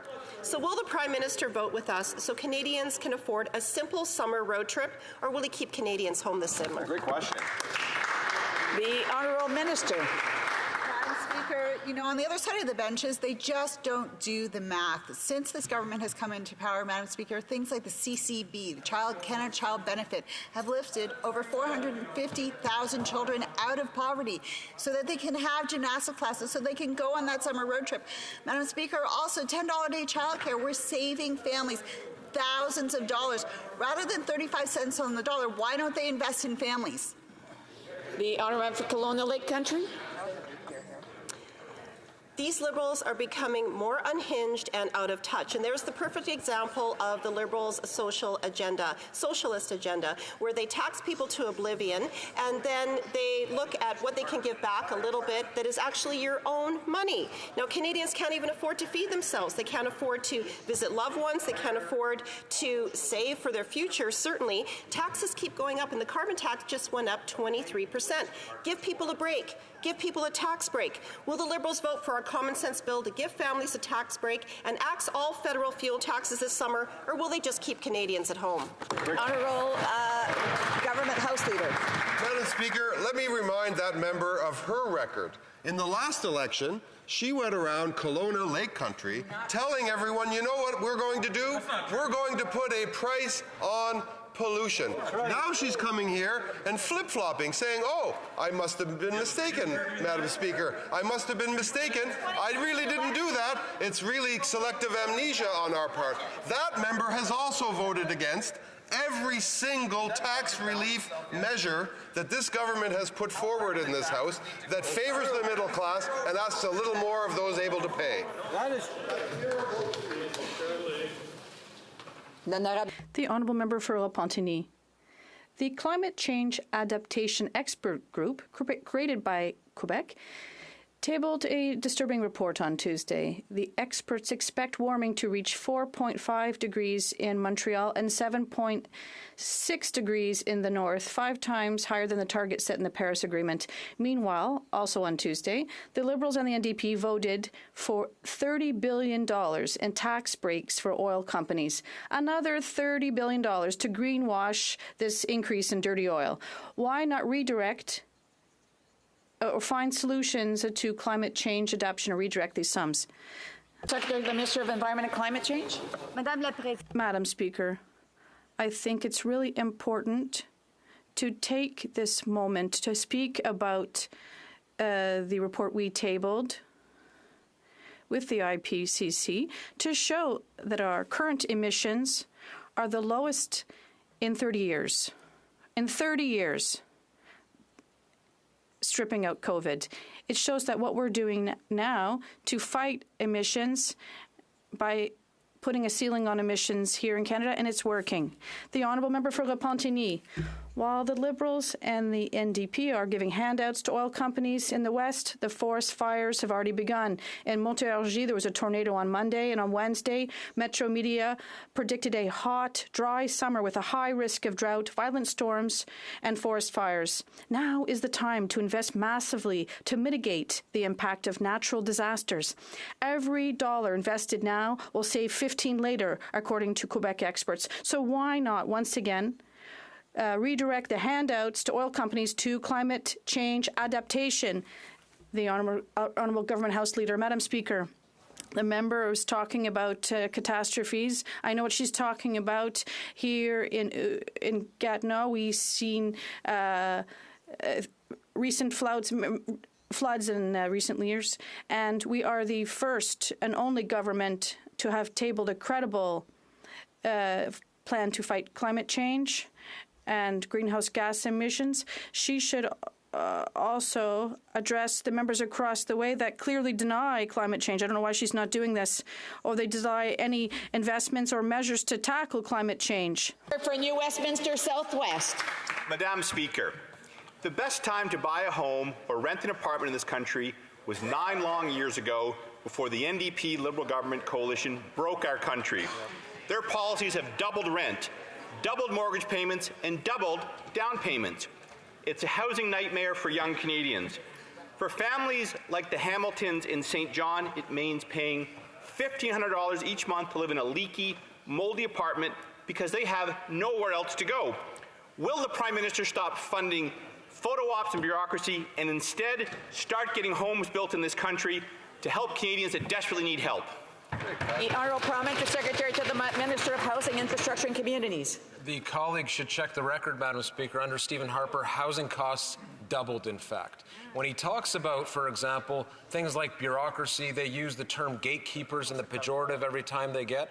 What they're actually talking about is not working with partners, not working with provinces, and in particular municipalities. We know that working with municipalities, with mayors, with councillors, with public servants at the local level is fundamental, because that's where zoning decisions are made. The Housing Accelerator Fund is leading to zoning changes. We're going to get more homes built through that way and many others. The Honourable for New Brunswick Southwest. That's not good enough. Homes are not being built fast enough to help Canadians. Mr. Corey Hamilton is a husband and a father of 4. He is worried. He believes his 6-year-old son has been sick because of the family's living conditions. But the Hamiltons, like many other Canadians across this country, have no decent options because of Canada's housing crisis caused by this Prime Minister's wacko ideology that makes everything more expensive. After 9 years, the Prime Minister is not worth the cost. What does the Prime Minister have to say to the Hamilton family and other desperate Canadians across this country? Let's hear it. The Honourable Leader of the Government in the House. Well, the first thing I would say is that they're very well represented by the member from St. John. The second thing I would say is they should talk to this member of Parliament and tell him to stop advocating for a cut to zero in regional development agencies and a COA in this country. And the third thing I would say is that every single housing measure put in place and proposed by this government, that member has voted against. If you're the Hamiltons, you want him gone, Madam Speaker. The honourable member, order. The honourable member of New Brunswick Southwest had an opportunity to ask his questions, and he should take the opportunity to listen. Order.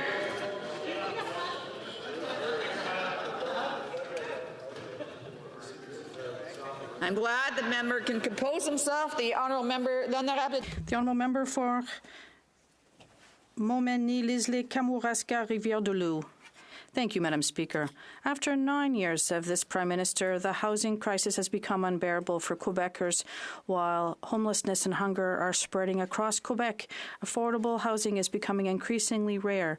Almost 2 years to obtain a building permit in Montreal. It's a shame. Quebecers deserve better than this incompetence. Can this Liberal Bloc government put an end to this uncontrolled spending and finally give Canadians what they truly deserve? The Honourable Minister.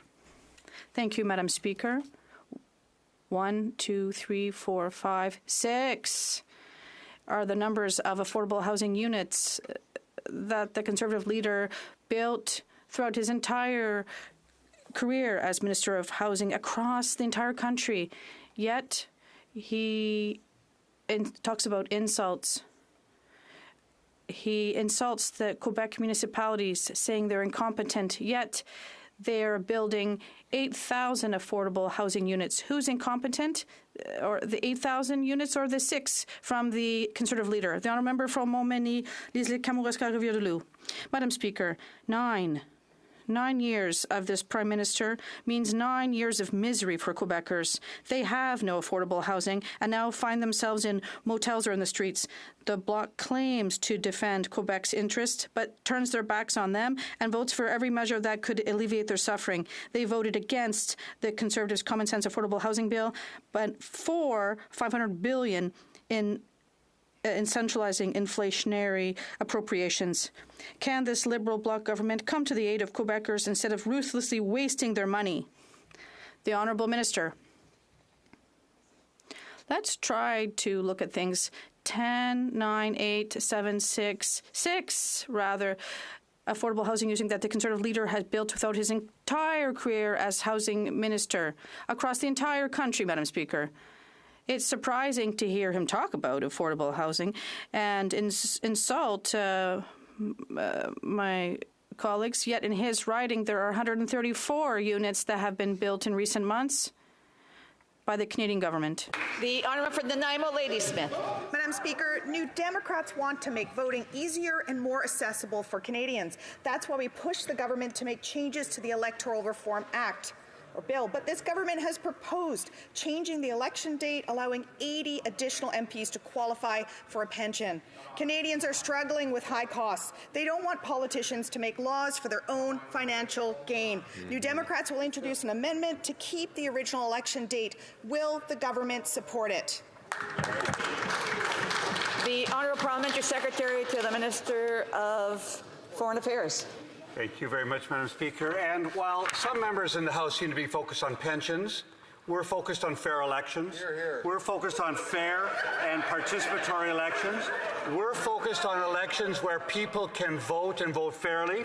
Obviously, every party in this place wants to have a fair election, and everybody wants to engage. We will ensure that through a Bill C-65 that we'll make it easier for Canadians to vote. We'll make sure there's no foreign interference, and we'll get the job done. Thank you, Madam Speaker. The honourable for North Island, Powell River. Madam Speaker, grain farmers are anxiously waiting for the Liberals to make a decision on the Bunge and Viterra merger. If this merger goes forward, they dominate the market in the prairies and own 47% of Vancouver ports. This would mean less competition and lose hard-working farmers about $770 million a year. Shame. The Minister of Transport has until Sunday to send his recommendation. Will the Minister meet with the farmers' unions and grain terminal workers before making a decision? Yes. The Honourable Parliamentary Secretary to the Minister of Agriculture and Agri-Food. Obviously, we take competition very seriously in Canada, and we want to ensure that farmers get fair access when they export their grains. We will be speaking with the Minister of Transportation about this issue, and I know he's already seized with this particular issue. Thank you so much. The honourable member for Markham, Stouffville. Thank you, Madam Speaker. Every year, approximately 4,500 people die by suicide in Canada. That's equivalent to 12 deaths every day. The impacts of suicide extend far beyond the individual. It affects families, friends, and communities. Canadians need timely access to suicide prevention supports no matter where they live.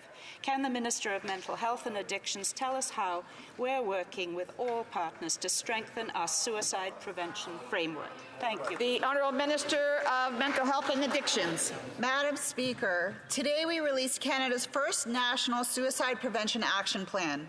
My heart goes out to the many families and friends who have lost a loved one to suicide and the ripples of pain that are felt throughout communities. The new National Suicide Prevention Action Plan brings together all orders of government and Indigenous partners towards a better collaboration on suicide prevention. This is about working together to save lives, Madam Speaker. If you or someone you know is thinking about suicide, call or text 988. The honourable member Calgary Forest Lawn. Mark Carbon Tax Carney should show some courage, show up to Finance Committee, and answer what he'll do when he's coronated as Liberal leader. Canadians are terrified. He'll take the country down this destructive path that this Liberal NDP Prime Minister did, that caused carnage, that doubled rents and mortgages, that made food unaffordable, all on the path to quadruple the carbon tax. After 9 years, none of these carbon tax crusaders are worth the cost. Will the Liberal lapdog NDP and their costly cover-up coalition partners get their future leader to testify at Finance Committee? Yes or no? The Honourable Government House Leader. Well, enough, Madam Speaker, to remember when that member was running under Aaron Carbon Tax O'Toole. The fact is that the Finance Committee has a lot of work to do in passing a budget that ensures fairness for every generation. Major investments in housing, major investments in making sure that Canadians, especially young Canadians, can get ahead in life. These games that the Conservatives play, they got to get off it. Obviously, math is not a criteria to be the finance critic over there. Here's what we suggest he do. Get to work on passing that budget. Honourable Member for Calgary Forest Lawn. Well, Liberal Matt says that budgets balance themselves, and that minister should want and give courage to Carbon Tax Carney to show up. He'll be his leader soon enough after all. And Canadians are terrified to know what path Carbon Tax Carney is going to take the country down once he becomes Liberal leader. And they need to know if he's going to continue down the same extremist, woke, wacko, policy, ideologically driven path as this current Liberal NDP Prime Minister. So will this costly coalition step up, give Carney some courage, and get him to testify at the Finance Committee? Yes or no? The Honourable Leader of Government House Leader. Madam Speaker. The Honourable Member for Edmonton-Wetaskiwin. Madam Speaker, I'm not sure what words we're still allowed to use in here, but I think it's okay and fair to say that this is the most incompetent, reckless government in Canada's history, consistently undertaking radical experiments with objectively terrible results. An RBC report today says that, quote, a slow bleed over the last 2 years has left per capita output back at 2016 levels. Canada's per-person income has been falling for 2 years now. When will this NDP Liberal government recognize that the more it borrows and spends, the worse it makes things for Canadians? Bravo. Honourable Parliamentary Secretary, the Minister of Housing, Infrastructure and Communities. The Conservatives again use GDP per capita or per person. That's what he's talking about as a measure of critique, which they can do.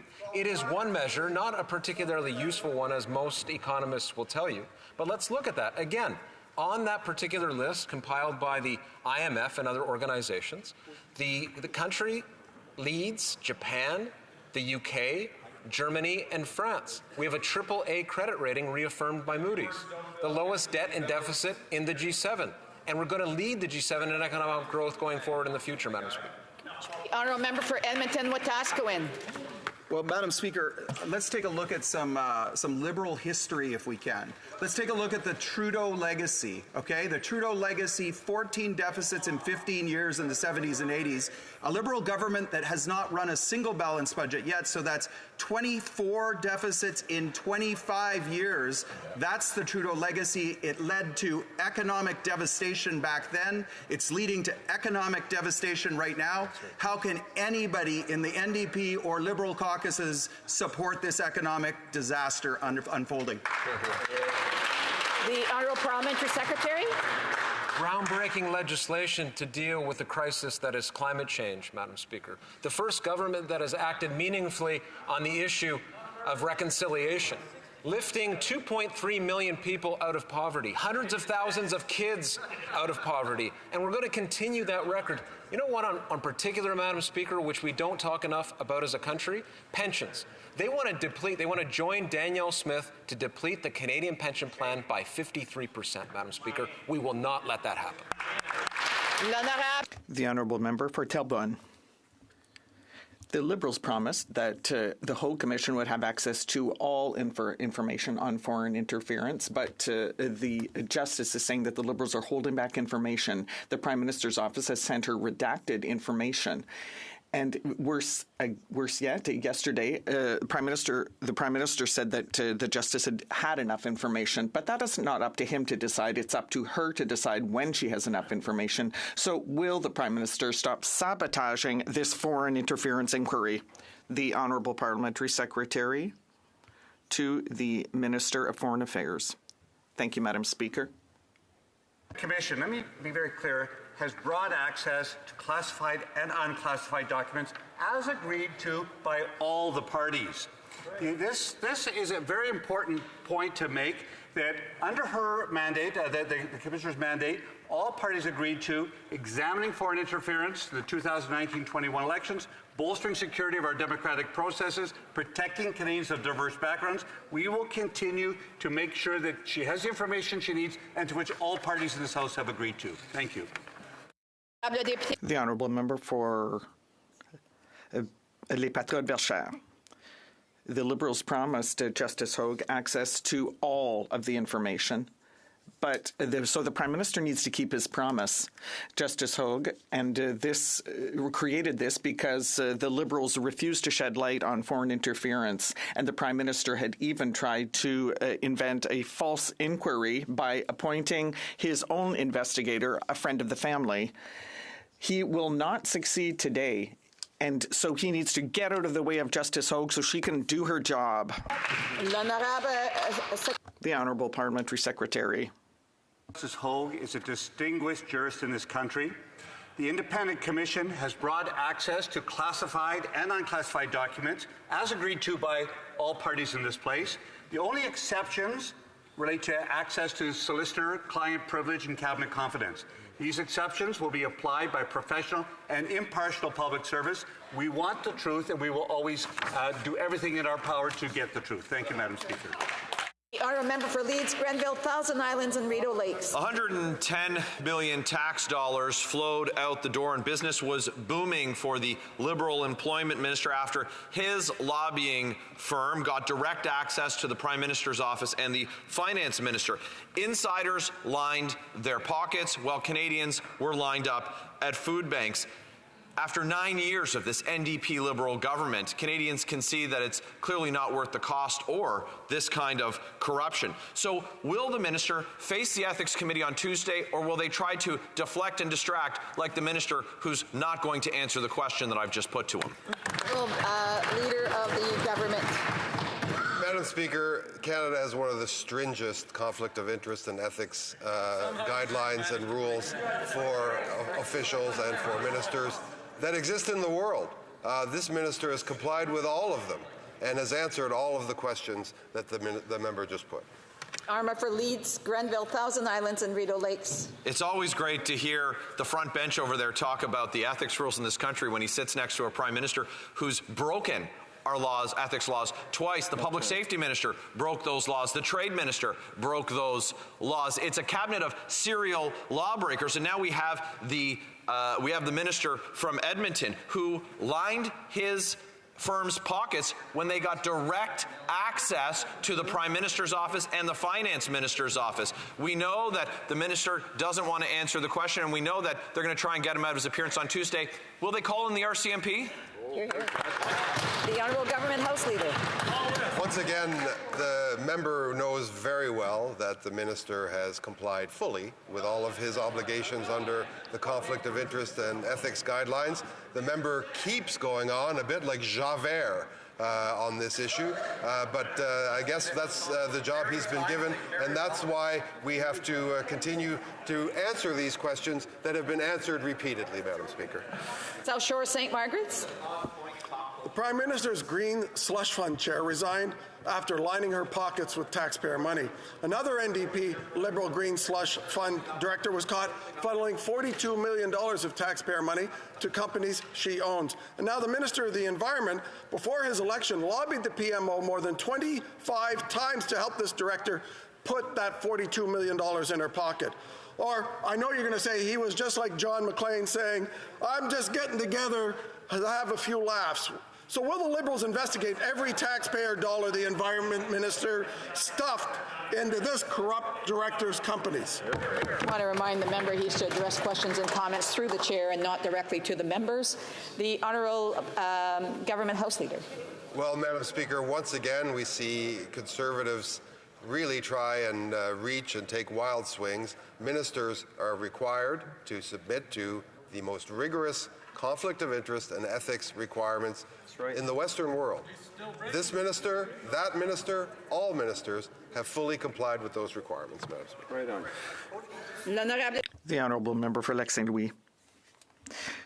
Thousands of seniors, including seniors in my riding of Lac-Saint-Louis, have already been to see the dentist to get treated, which shows the success of the Canadian Dental Care Plan. But the opposition continues to oppose this program over and over.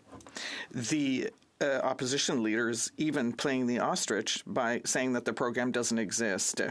Can the Minister of Public Services and Procurement give us an update on how this program is already making a difference in the lives of seniors here in Canada?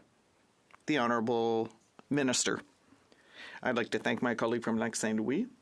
This is very surprising news, Madam Speaker. The Conservative leader said on Radio-Canada last week that the Canadian Dental Health Plan doesn't exist, whereas 2 million seniors have already signed up for it and have already begun to receive treatment on May 1st.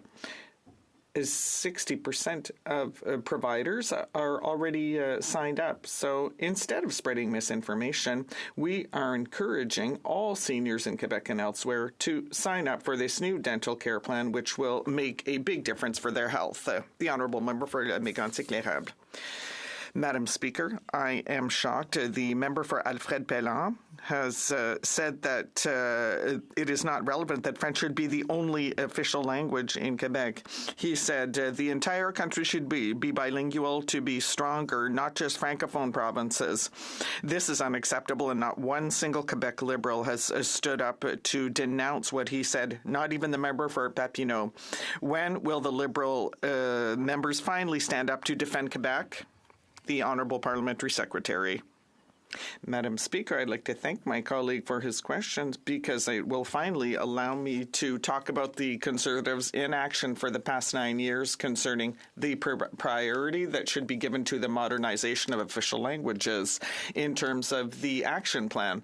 Madam Speaker, I would just like to remind this House that we have doubled the investment in the Official Languages Action Plan, and we're going to be there for French-speaking peoples and for minority languages in Canada and Quebec.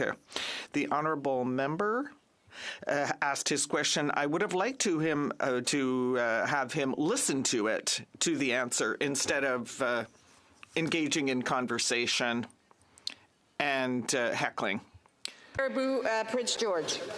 After 9 years of this NDP Liberal government, 6 British Columbians die every day from overdose. Deaths in BC are up 380%. Overdose is the leading cause of death for children aged 10 to 18 in BC. Despite this, the Minister of Mental Health and Addictions claimed BC's radical drug experiment was a success. Really? She's even refused to rule out expanding the deadly program to Toronto and Montreal. Will the Prime Minister commit today to keeping the rest of Canada safe from his failed drug policies? Minister of Mental Health and Addictions. Madam Speaker, it never ceases to amaze me how much misinformation members on the other side can present onto this floor and to Canadians. Madam Speaker, BC requested a pilot program. The pilot program continues, and we continue to work with them in order to save lives. I've also been unequivocally clear, having worked with the Premier and with Toronto Public Health, to reject their proposal. We don't work in hypotheticals on this side of the House, Madam Speaker. We work with evidence, experts, and the best comprehensive measures that we can take to save lives in this overdose crisis. Shame on them. The Honourable for Lanark, Frontenac, Kingston. Thank you, Madam Speaker. Madam Speaker, with respect to the dairy barn at the Joyceville Correctional Institution, which is scheduled to open in July, number 1, what was the original budgeted cost? Number 2, what is the actual cost? Number 3, has dairy quota been made available by Dairy Farmers of Ontario? And if so, what are the contract details and how much will that cost? And finally, will any of the milk that is produced be entered into the general supply for public consumption? Thank you, Madam Speaker. Honourable Parliamentary Secretary to the Minister of Foreign Affairs. I want to thank the member for his ongoing interest in corrections and in the well-being of prisoners who are incarcerated. That's a complex question. We'll take note of that, and we'll make sure we get back to him with the details. It's almost an order paper question style. What I would say is that Corrections Service Canada is committed to making sure that inmates leave our correctional facilities better than they came in. So we provide vocational training whenever we can and wherever we can to ensure that they truly are rehabilitated and can make contributions to society in the future. Thank you, Madam Speaker. The Honourable Member for Ottawa-Vanier. Businesses that make up our main streets are the lifeblood of our communities. Au fil des années, Over the years, and especially during the pandemic, Main Street businesses experienced considerable difficulties. I know that the minister responsible for the Southern Ontarian Development Agency put in place a program that will help Main Street businesses to grow and prosper. opposite may not see the value in supporting our small businesses, but on this side of the House, we know just how important they are to our regional economies. Can the minister share in this House how important this program is? Bravo. The Honourable Minister. I would like to thank the member for member from Ottawa-Vanier for her important question. The My Main Street program is extremely important for small business and for our communities. Delivered through the Canadian Urban Institute is going to deliver $15 million to small businesses on main streets and the organizations that support them. Our government knows that those businesses are the vibrancy of and success of our communities, and we're going to continue to deliver important programs that grow businesses, and we thank our hardworking entrepreneurs and all the organizations that support them. Thank you. The Honourable Member for Churchill, Kiwana-Newcastle. Madam Speaker, Canadians are struggling, all while this government lets rich oil and gas corporations off the hook. The recent Parliamentary Budget Officer's report on corporate taxes is clear. Oil and gas corporations pay among the lowest federal tax by industry in Canada. As they jack up our carbon emissions and our country burns, they made a record $120 billion in profits in 2022. So when will this Liberal government stand up for working Canadians and bring in an excess profit tax on greedy oil and gas corporations who are clearly not paying their fair share? The Honourable Parliamentary Secretary to the Minister of Housing, Infrastructure and Communities. Madam Speaker, we have eliminated inefficient fossil fuel subsidies. We have introduced a tax on share buybacks. Throughout, we have made it a priority to focus on tax fairness at all levels, and that includes the corporate sector. We're going to continue to be there for Canadians. We're going to continue to make sure that those who are doing well are paying their fair share. It's important for the future of this country. There's so much at stake, and I thank the member for the question. Yeah. The Honourable for Spadina, Fort York. Madam Speaker, with their anemic new defence policy, Our North Strong and Free, the Liberals finally recognize there's a Canadian Arctic, and its sovereignty needs some protection. This severely underfunded two-decade policy includes the building of northern operational support hubs. The problem is the policy has $0 for these hubs in 2024-2025. Can the Minister of National Defence inform Canadians how he can build anything without any money for a year and an abysmal $2 million in 2025-26? Has he ever shopped for a house in the north? Will there even be a sovereign Arctic in 2044? The Honourable Parliamentary Secretary. Madam President, I really want to say thanks to the member for his question because, again, it reinforced the fact that we have introduced a wonderful defense policy update where we are increasing our spending. And we have actually taken notes. We're listening to our partners. We're listening to our CAF member. $8.1 billion over the next 5 years. And we will continue to help our military as they are always ready for us. Merci. And that brings us to the end of question period. I have a point of order. The Honourable Member for Charles St. James Assiniboia. Headingley. Headingley. Thank you, Madam Speaker. Regarding recent violence against the Jewish community, I seek unanimous consent for the following motion, which I believe has been agreed to.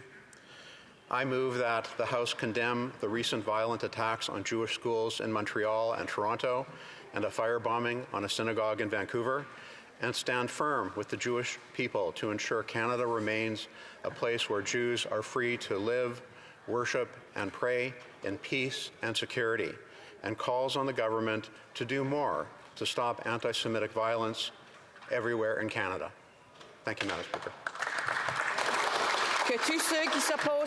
All those opposed to the honourable members moving the motion will please say nay. D'accord. The House has heard the terms of the motion. All those opposed to the motion will please say nay. Carried. Tabling of documents. The Honourable Parliamentary Secretary, the Government House Leader. Yes, thank you, Madam Speaker. Pursuant to Standing Order 36.8a, I have the honour to table in both official languages the government's responses to 9 petitions. These returns will be tabled in an electronic format, Madam Speaker. Introduction of government bills. Déclaration de ministre. Rapport de délégation interparlementaire. Presenting reports from committee, the Honourable Member for Edmonton West. Thank you, Madam Speaker. I have the honour to present in both official languages the following report from the Standing Committee on Government Operations and Estimates, also known as the Mighty OGO, the 19th report entitled Main Estimates 2024-2025. Thank you, Madam Speaker. Presenting reports from committees, the Honourable Member for New Brunswick Southwest. Oui, merci beaucoup. Madame la Présidente, Madam Speaker, I have the honour to present in both official languages the 2 following reports of the Standing Committee on Public Accounts. COVID-19 vaccines and the 41st report entitled Rehabilitation of Parliament Centre Block. I will note briefly, just to commend this committee's work, the Public Accounts Committee of Canada, the Parliament of Canada, was the first committee anywhere to review the COVID-19 vaccine documents. We did this through collaboration and good work from all committee members, and I just want to recognize the unanimous work that happened on the committee as we reviewed these documents. Pursuant to Standing Order 109, the committee requests that the government tables a comprehensive response to each of these 2 reports. Merci beaucoup. Presenting reports from committee, the Honourable for Vancouver Centre. Thank you, Madam Speaker. Monsieur le Président, j'ai l'honneur de... Madam Speaker, I have the honour to present in both official languages the 10th report of the Standing Committee on Canadian Heritage, entitled Main Estimates 2024-2025. All right. Okay. Presenting reports from committees, the Honourable Member from Foothills. Perfect. Thank you so much. Thank you very much, Speaker. And this is quite an honor to have this particular speaker introduce me into the House of Commons. This is a very special day indeed, and he's looking very sharp nonetheless. Mr. Speaker, I have the honor to present to you in both official languages the 19th report of the Standing Committee on Agriculture and Agri-Food, entitled Main Estimates 24-25. Thank you very much. The introduction of private members' bills. First reading of Senate public bills, because no one's done. All right. First reading of, sorry, it's not first reading, it's introduction of Senate bills. Or sorry, it's first reading of Senate public bills. And we'll go to motions next. Motions? Presenting petitions. Presenting petitions. There we go. Let's get the ones. The Honourable Member from Saskatoon Grasslands. Thank you very much, Mr. Speaker. I rise today to present a petition signed by Canadians from all over the country, including 107 from my province of Saskatchewan, who call upon the House of Commons to support patient access and funding of lung cancer therapies and the approval and funding of new treatments and clinical trials, and to work with other stakeholders such as provincial cancer agencies, healthcare providers, patient groups, and drug manufacturers to improve access and affordability of cancer drugs for all Canadians. Thank you. The Honourable Member from New Brunswick Southwest. Mr. Speaker, I rise today to table 2 petitions on behalf of my constituents in New Brunswick Southwest. The first petition is concerning the rising rate of crime in rural communities. The petitioners no longer feel safe in their communities because of the soft on crime laws passed by the Liberal NDP government. They note Bill C-75 has made it easier for repeat violent offenders to obtain bail. Bill C-5 removed mandatory prison time for serious gun, drugs, and sex crime. Bill C-21 redirects valuable police resources away from our streets and towards too much back office work. The petitioners call on the Government of Canada to protect victims of crime by giving jail, not bail, to repeat dangerous offenders, and to bring home safe streets for rural communities by immediately passing the conservative reforms found in Bill C-325. My second petition concerns the Liberal NDP government's plan to restrict access to natural health products and traditional medicines in Canada. These important treatments are used by millions of Canadians on a daily basis. They are legally purchased from licensed pharmacists in grocery stores. The petitioners are shocked to learn that through the government's latest omnibus budget bill supported by the NDP, new regulations were adopted by Health Canada that will increase the cost of vegan and gluten-free toothpaste, vitamins, probiotics, and other natural health products. Petitioners would like to note that the existing regulations are safe, effective, and balanced. They call on the Government of Canada to reverse these reforms before it's too late, focus on restricting access to illegal hard drugs that kill innocent Canadians every single day, and get back to basics. Thank you. The honourable member for London Fanshawe. Thank you, Mr. Speaker. I too have two petitions that I would like to present on behalf of Canadians across the country. The first is in relation to public service, non-public fund workers of the Canadian Armed Forces.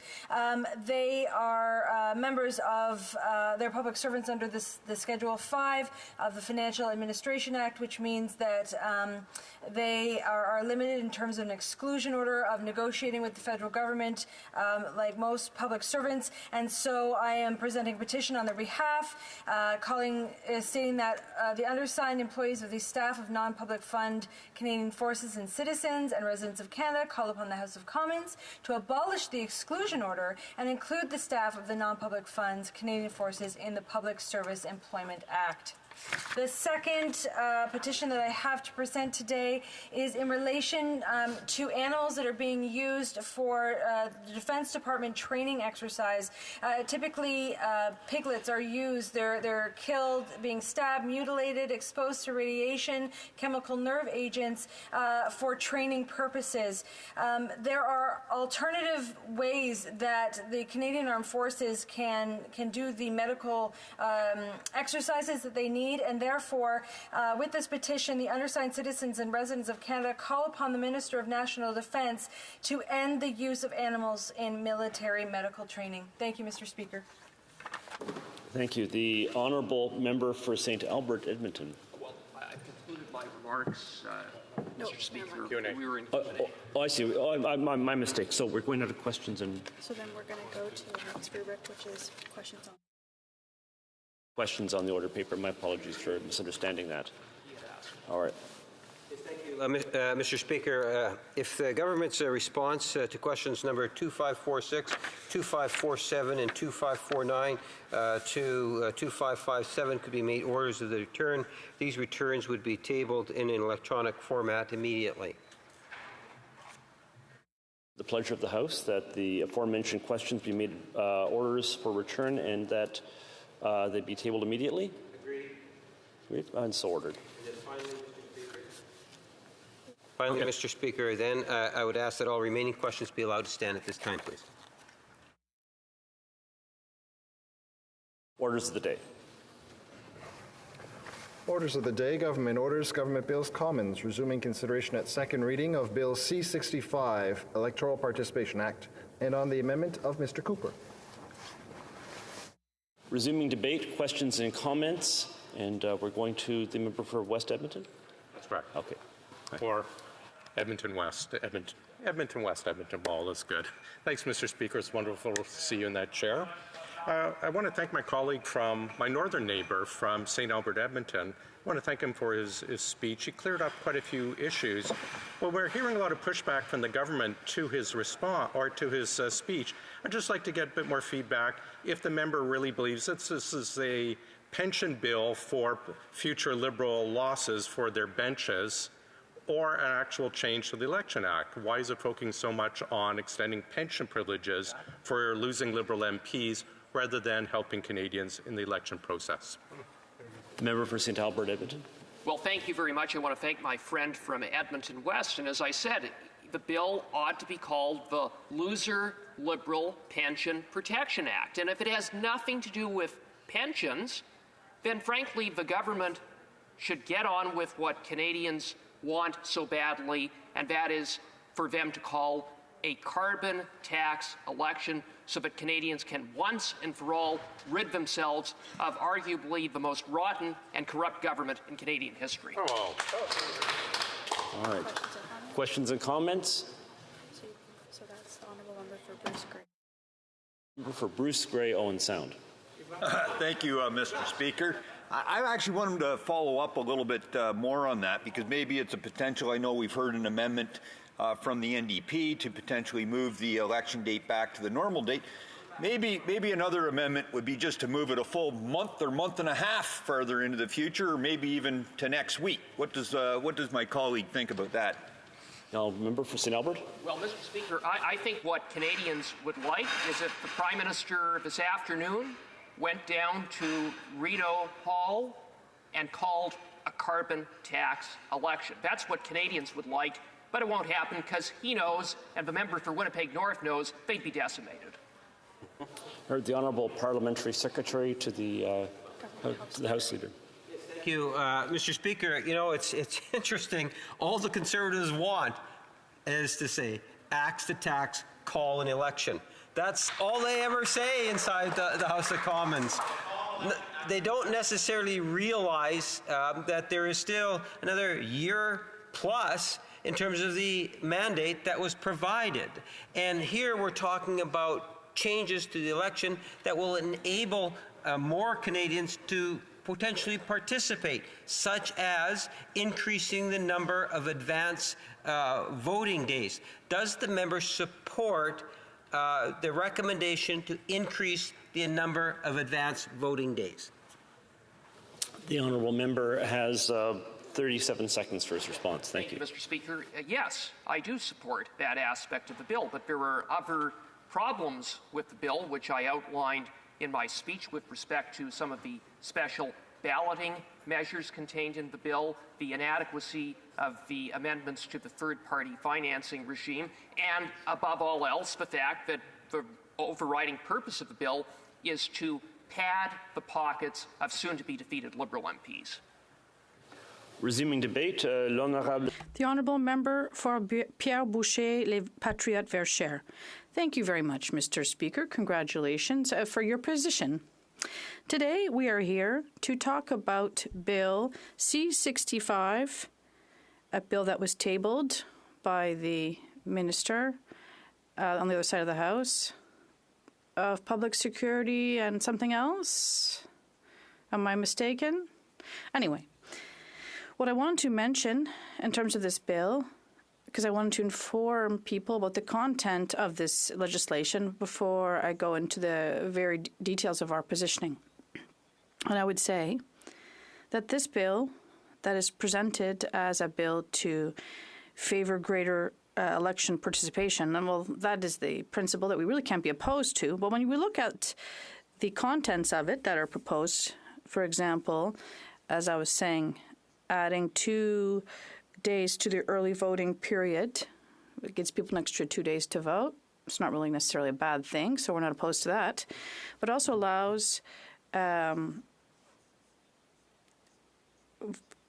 extra voting possibilities for seniors in long-term care homes, so they can have a polling office there. So it'll help people who are elderly or disabled so they can vote on site. Once again, we're not opposed to that. It's always something that is positive.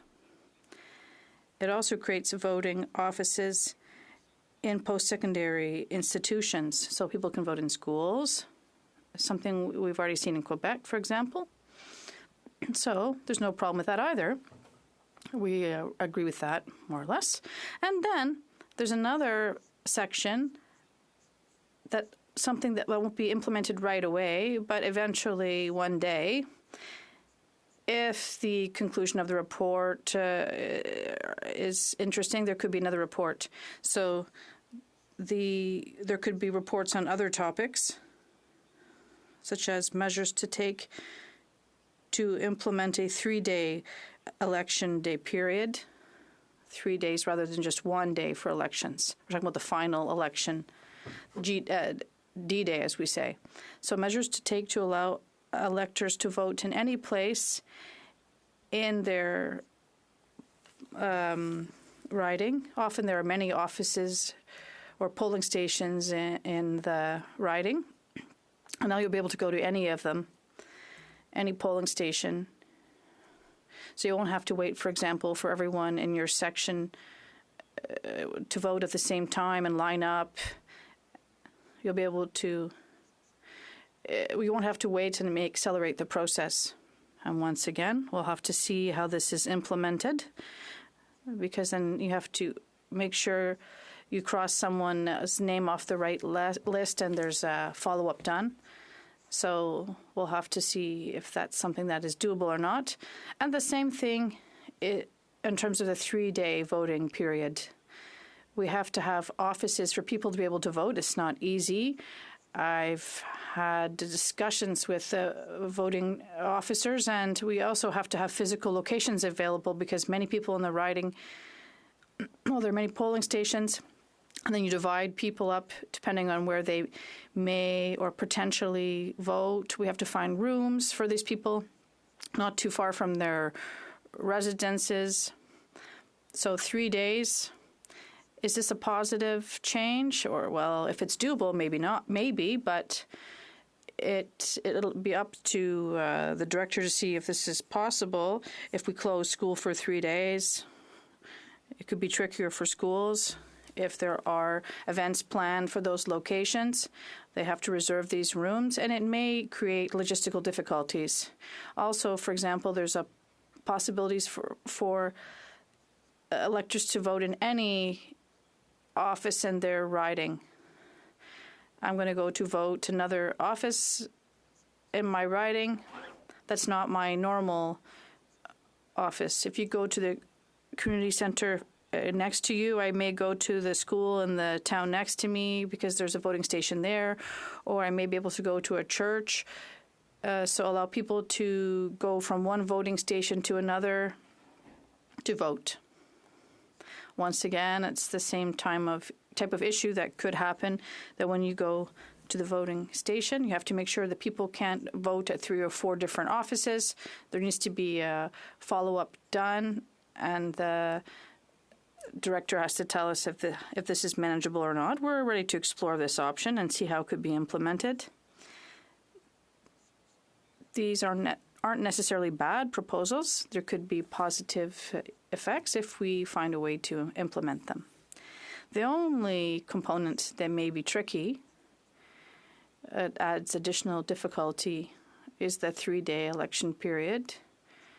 In addition to adding 2 extra advance polling days, it's in terms of students and seniors. Often there are people who work full-time and they don't necessarily have time during an election period to vote. But if we ask the same election workers to also have to be off for even more time, we need even more people to cover the time period during an election. And there may be hard time getting enough trained people and having enough people and staff to work. So there are potential issues there because we've already stated this. Often it's hard. They have a hard time finding people during an election. So there's another component for a process to establish whether a political party has the objective to promote anyone to a group that is identifiable. People shouldn't be conducting hateful politics in an identified group, so the returning officer has to look at that issue as well.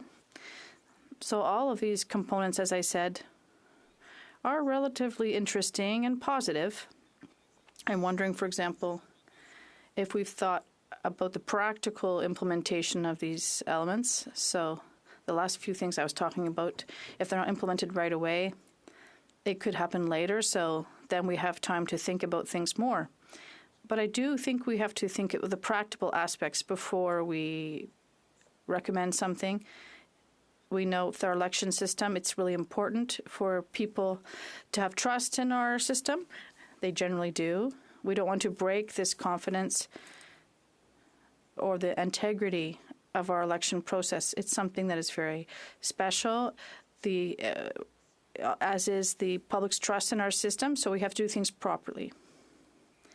For example, Well, there's another component in this bill that the Liberals aren't talking about, and we haven't really talked about it much. This piece in the bill, well, every time the Liberal table legislation, I always wonder, why are they tabling such legislation?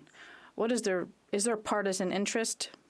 So here we can wonder. And there is something in this bill to delay the election by 1 week from October 20th to October 25th, 2025. So why move the election ahead 1 week?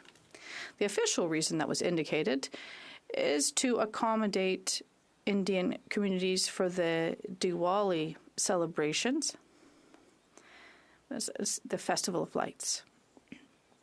That is the reason they provided. Well, when we look at the reasons that may be used as a pretext for such an postponement, well, is it a holiday? We'd understand, but no, we're going to move the election for a religious holiday. I think this is somewhat strange because we're supposed to be a secular state, and in a secular country, by definition, we're not supposed to give in to the desires of each religion. If it's Mardi Gras, the festival of a certain saint, we shouldn't. Well, if we take all the list of religious holidays into our calendar, we'll never be able to have an election, Mr. Speaker. This may not be the right direction to take, but I'm wondering if this is the real reason, because people have already 6 days of early voting. So if they want to celebrate, for example, Diwali,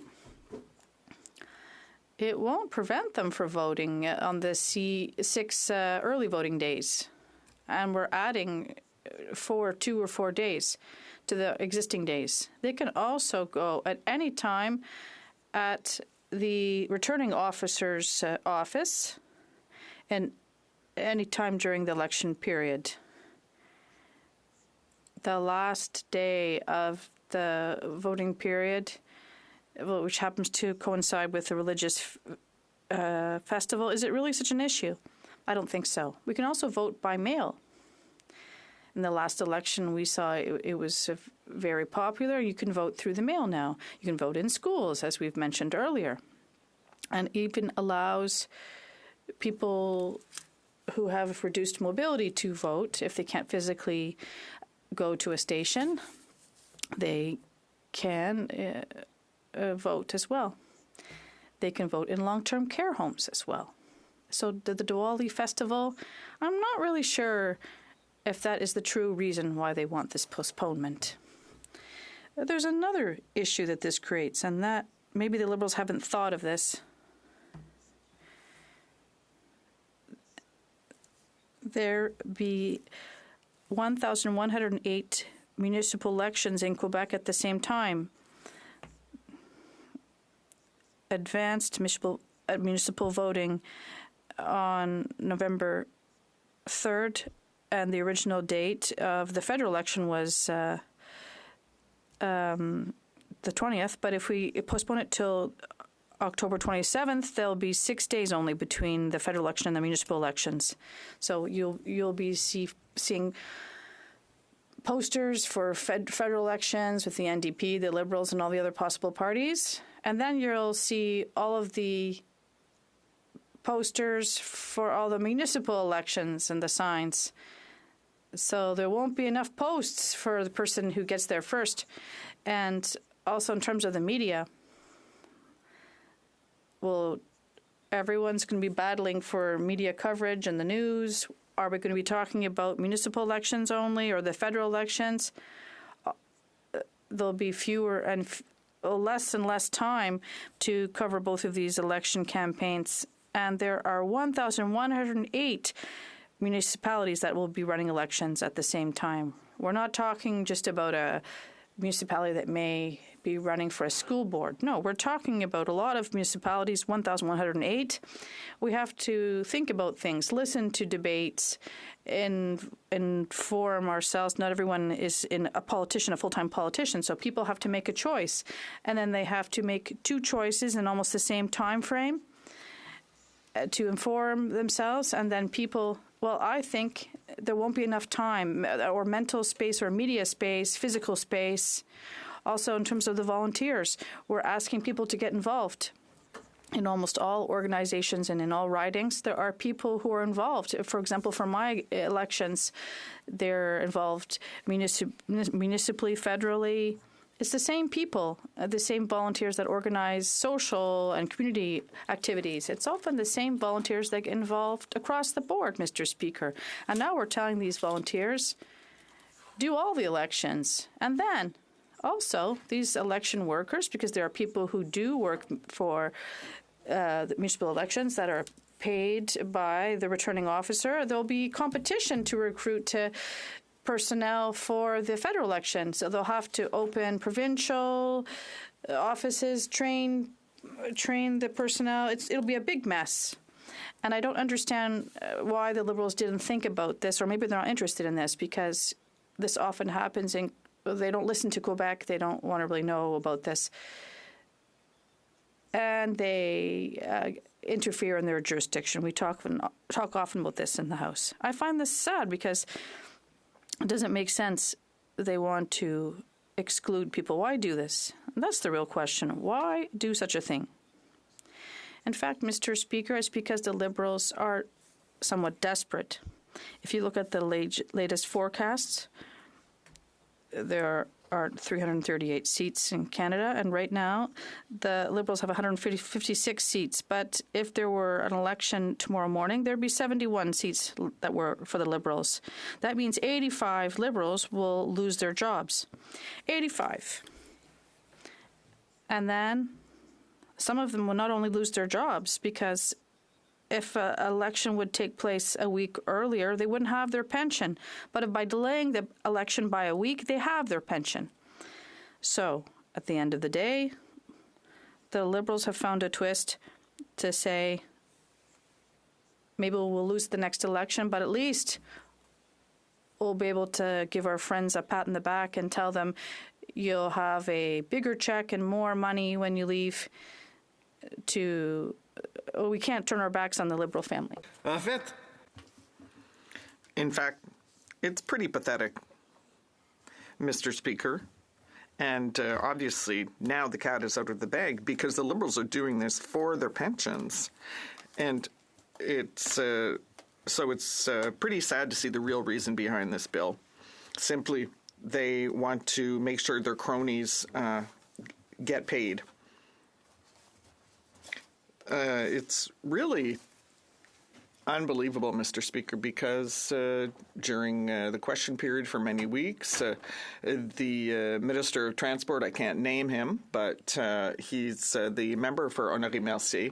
He just loves answering us, the Bloc, when we ask questions. He says they're not there for their convictions. They're there for their pensions. That's what he told us, Mr. Speaker. First of all, I'm 35, so my pension is pretty far away.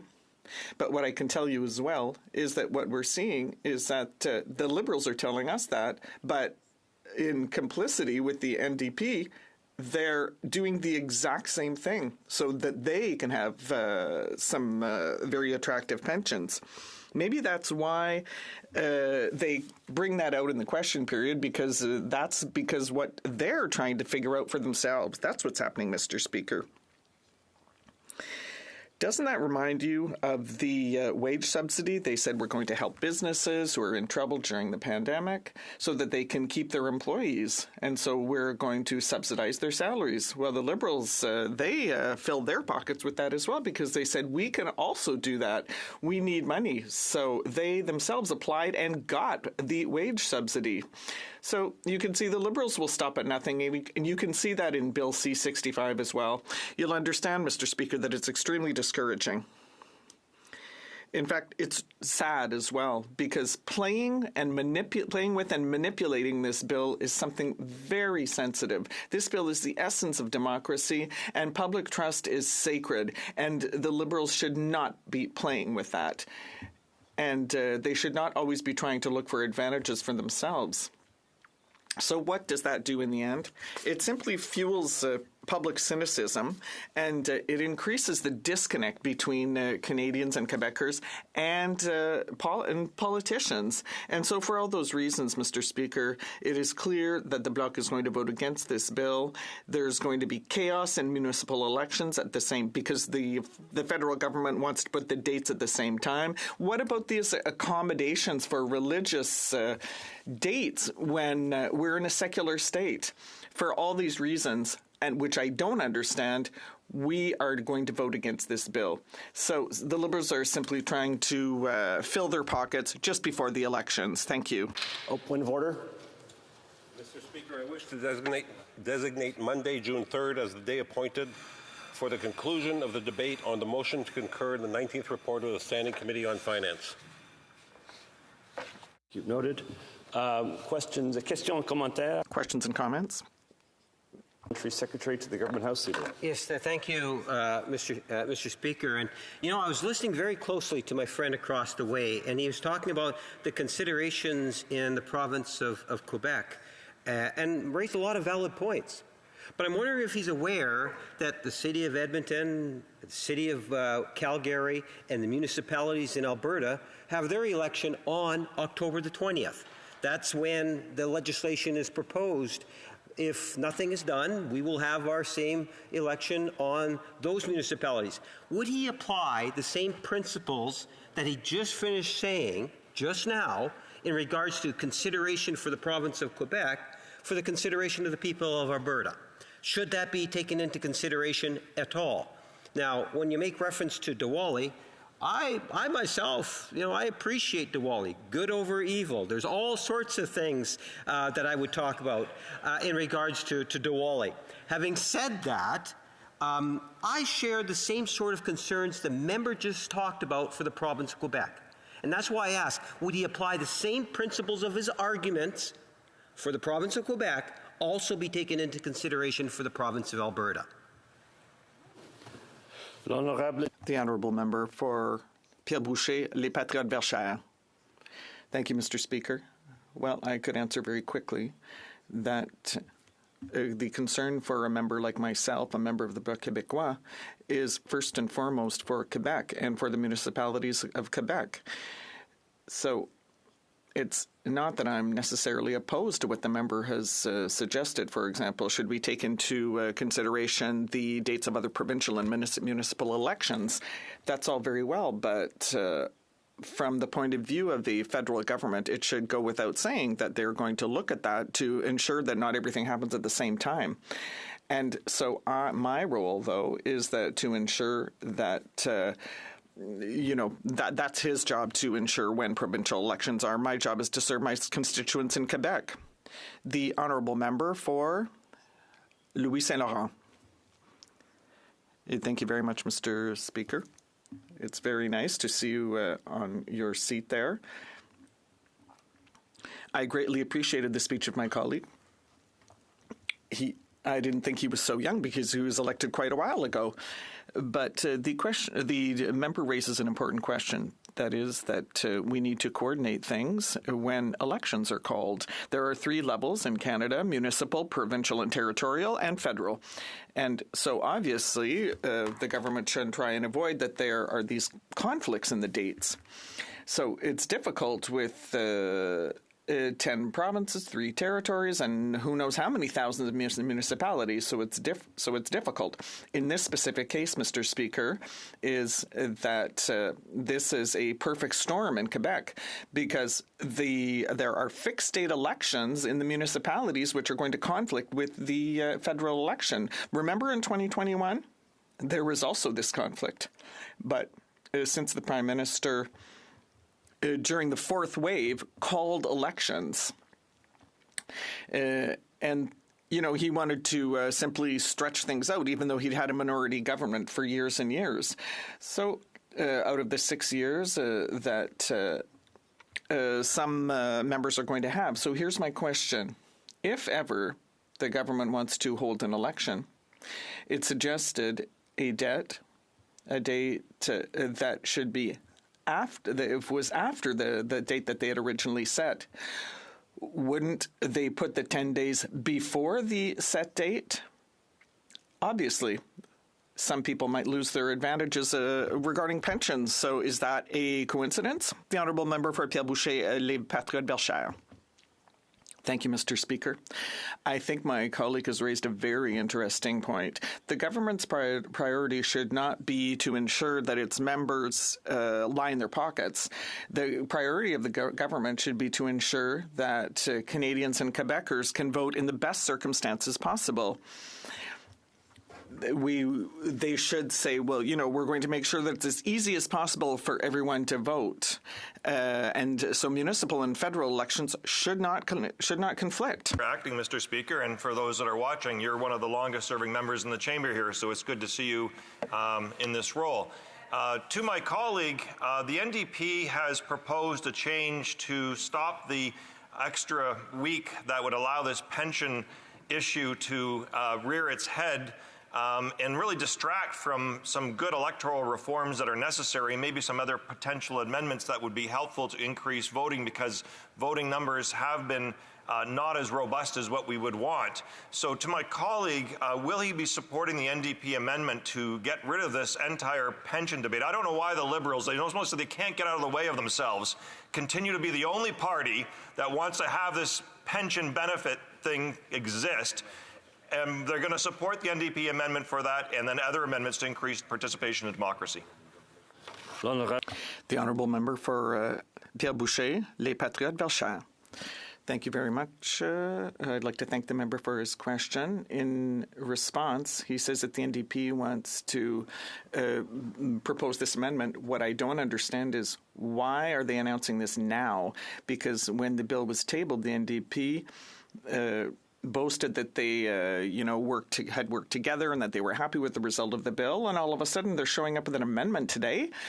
So to change things by a week, okay, that's not quite as bad than 6 days, for example. A week and a half is better than 6 days, but even then, the dates are still very close together, and there will be many mix-ups. What would be much better is to ensure that there's an even wider gap so that there is no confusion. Thank you. The Honourable Member for Shefford. Yes, please go ahead. Thank you, Mr. Speaker, and I'd like to thank my colleague for his extremely interesting speech. It was extremely relevant and coherent. But let's come back to the title of the bill, electoral participation. And, Mr. Speaker, our primary concern in this House should be that as many people as possible are able to vote. My priority is to represent the people of Shefford. Forgive me if I'm wrong, Mr. Speaker, but I don't believe our honourable colleague's in her actual seat. Perhaps we'll give the colleague a chance to get to her seat. Okay. Everything's in order. Continue, s'il vous plaît. Please continue. Thank you, Mr. Speaker. I'm sorry. I was listening so closely to this debate that concerns me that I forgot what the rules are. So back to my question, or back to the question. We're talking about electoral participation, and what our role here, first and foremost, is to ensure that as many people can turn out to vote and participate in the democratic process. But what I've been seeing here in this House is bills or articles that are undermining democracy. For example, between two parties who call each other names, and I've heard that this week. So that contributes to hate speech, and it when people yell insults at each other, well, that's not very edifying for democracy, and that discourages voters. And this is my concern as well. We have lost demographic clout in the eastern part of Quebec, and that's concerning for democracy. And now, in addition, the government is trying to hold two elections at the same time. So that simply fuels cynicism among Canadian Quebecers. So that it really is cumulative. What does my colleague think? The Honourable Member for Pierre Boucher, Les Patriotes Bellechaire. Thanks to my colleague for her excellent question. She raises a good point when she says that, with the most recent redrawing of the boundary lines, well, there's nothing in this bill that fixes what's happening in the regions. And so people have the impression of being very far away from power. And it makes elected officials' jobs so much more difficult when the regions are larger. We would like Canada to look at this, but obviously the government is turning a deaf ear. But we know in independent Quebec things would be much better because Quebec wants to ensure that regions are properly represented. And we know that there's work being done on this. Remind him that we are under a minute, so the question and the answer should both be very short. Very short. Mr. Speaker, I asked the member in regards to applying the same principles of his speech that he used for Quebec to Alberta, and his response was, well, that's in Alberta, it doesn't matter to me. There are 30-plus Conservative MPs. Does he believe that from Alberta, does he believe they should at least give that some thought, the impact of having a Calgary, Edmonton, and municipal elections throughout the province? The honourable member, 20 seconds. Thank you, Mr. Speaker. I don't think that my colleague across the way understood my answer. I said I'm a member of the Bloc Québécois. I'm a member for Quebec, so that's my first concern. But he's the one on the government side, so it's the Liberals who have to manage all of the country and understand all the issues with provinces and municipalities, so it's up to them to find those solutions. So if he has a better proposal, then he should bring it forward. But what we are focusing on are the problems in Quebec. Thank you. Resuming debate, the honourable member for London Fanshawe. Thank you, Mr. Speaker. It's always an honour to rise in this House to represent the people of London Fanshawe and to speak today to this really important piece of legislation. Today is yet another win for Canadians being delivered by the NDP caucus. It's yet another example of what you can accomplish when you send members of Parliament to the House of Commons who put people first. They don't focus on themselves. We don't work to expand only our own power or the power of our rich donors, because we don't have rich donors. We have normal people putting that together for a cause that they believe in. Instead, New Democrats work to ensure that our democratic institutions are strengthened for all people. This legislation is a good step. It's one step, but a good step to give power back to Canadians, not tear down democracy simply for clickbait. You know, when we all arrived in Ottawa after the 2021 election, there were a lot of choices that had to be made by all members.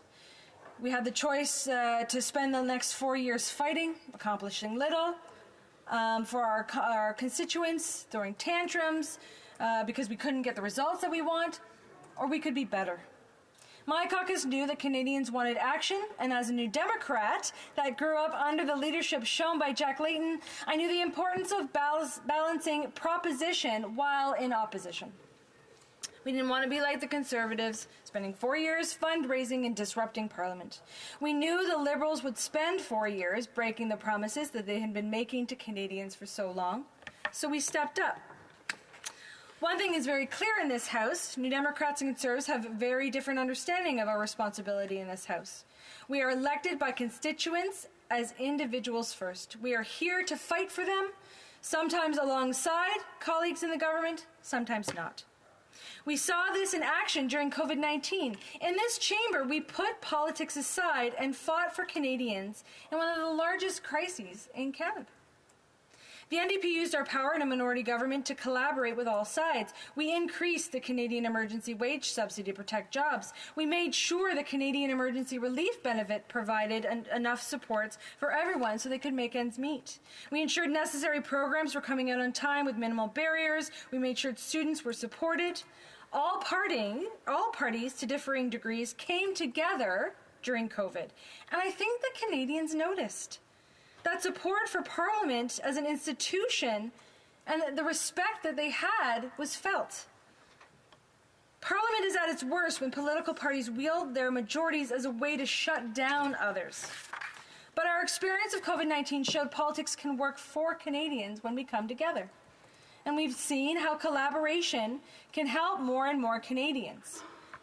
Our agreement with this government says that all. If Liberals finally deliver on their promise of ending first past the post, we can make that collaboration the rule, not the exception. We can end a system where 100% of the power goes to a party with less than 40% of the vote. We can end a system that incentivizes the toxic clip culture and recklessness from opposition parties waiting to have their turn. Canadians would like to see Liberals, Conservatives, Bloc, NDP and Green members working together on solutions. If we can listen to Canadians and end first past the post, we can make that collaboration, again, the rule, not the exception in this place. I'd like to talk more about how working together has helped Canadians. 1.7 million seniors have registered for dental care, the single biggest expansion of our healthcare system since Tommy Douglas. 9 million Canadians will receive barrier-free birth control. 3.7 million Canadians will receive their diabetes medication and devices for free. A new rental protect fund to stop greedy corporate landlords from getting rich off the backs of precarious renters is set to happen. A new national school food program to provide meals for 4,000 children across Canada. And now today, with the introduction of Bill C-65, we can move towards fairer elections. Today is a good example of why New Democrats needed to step up and use our influence to make Liberals act. I remember knocking doors in 2015, and that powerful promise given to Canadians by this Prime Minister, 2015 will be our last unfair election under first past the post. How many people in this place remember hearing that? In 2015, the Liberals were elected with a majority government and had 4 full years to exercise their majority in this House to pass that legislation. But in 2019, confusingly, I was elected to this chamber by London Fanshawe under first past the post. Then in 2021, even the Prime Minister was catching on, saying we have to eliminate first past the post, and he again said, "Oh, I'll take on election reform." But New Democrats knew that wasn't going to happen. We knew that we would see that election promise broken again, and that's exactly what happened. My colleague, the NDP MP for Nanaimo Ladysmith, brought forward a fantastic motion to create a citizens' assembly on electoral reform. She argued to this House that Canadians are becoming cynical about politics. A 2020 Leger poll showed 80% of Canadians support the creation of a citizens' assembly on electoral reform. This is a popular idea to solve the drop in voter turnout in Canada. But the Liberals and Conservatives teamed up in February to defeat it. And if Canadians are thinking that the new Conservative leader will be any better, I'm sad to say that's not the case. In 2014, he was the Minister of State for Democratic Reform and brought forward infamous unfair changes to the Elections Act. At a time when there was growing consensus in Canada to fix our broken electoral system, he created more barriers to vote and made the process less democratic. The Conservative leader was caught misleading this House when he promised he'd consulted the Chief Electoral Officer. But within minutes of making this claim, the Elections Canada office corrected the record to say that they were never consulted on the contents of the bill. Another major problem with this bill took years to see true impact because they stripped the investigative powers of the Commissioner of Canada Elections Office. Now we know the rest of the story. We've had years of foreign interference allegations that have shook this country. But the elections watchdog was stripped. Now, I think it probably had something to do with the Conservatives getting caught in that infamous robocall scandal. But Canadians know that our elections need more oversight. Conservatives stripped it away. The Conservative bill also allowed for more monetization of our political system. Conservative leader spiked the max donation limit so their rich insiders could fill their coffers. He made expense limit loopholes, further making it easier to influence election outcomes with those who had lots of money. And the most cynical part of the bill was that they doubled down on the systemic barriers for the marginalized to participate in our elections. Indigenous communities, youth, seniors, and the poor are disenfranchised by politics. Politicians use their power to benefit the wealthiest elites in this country. But it's these marginalized communities that need to engage in our electoral system to elect officials that will champion their needs. But the Conservatives made it harder for them to engage in our electoral process. And they knew that tightening rules on voter identification would systematically disenfranchise these voters. They didn't care. They knew it would cause confusion for those communities, and they went as far as banning Elections Canada from advertising to these communities on how to vote under the new system, which was shameful. And finally, the Conservatives, with their majority, rammed this legislation through Parliament to avoid scrutiny. They used their majority government and used tight time allocation. That's not the only changes that they made to our elections. The Conservatives used their majority to cut the crucial part of our democracy, per vote subsidy. Since the NDP was founded in 1961, we've been the party of workers. Workers who came together to end the monopoly on politics wielded by the richest and most powerful. The per-vote subsidy meant that Canadian political parties didn't need to rely on big donations in exchange for political favors. It allowed Canadians to not only vote for their member of parliament, but to also have a say in which political party had the resources to campaign to get their messages out. But the Conservatives would rather their insider buddies decide, and they cut the per-vote subsidy while hiking that max donation limit. So the Conservatives made things worse, made elections less fair, less transparent, less accessible. And after the last election, we have seen the impact that lower voter participation has on our democracy. We know, as New Democrats, that we needed to use our influence and place Canadians first. We used our power to get these changes to Parliament. Now, let me be clear, Mr. Speaker, this bill isn't perfect. We have a number of changes that we would like to make when this reaches committee. But in this bill, there are important wins. It adds 2 additional days of advanced polling, bringing the total to 7, including Election Day. It requires Elections Canada to offer online registration for special mail-in ballots. It creates the option to register early for special ballots in the case of fixed date elections. It creates the option for electors to return special ballots in person or vote in person on Election Day if they have registered for but not submitted a special ballot. It enshrines in legislation the Vote on Campus program for post-secondary students. Makes voting easier in long-term care facilities by allowing returning officers to work with facilities to identify the best date and time for residents to vote early, removing proof of address requirements for electors in these facilities, and allows them to choose anyone they'd like to assist them with voting.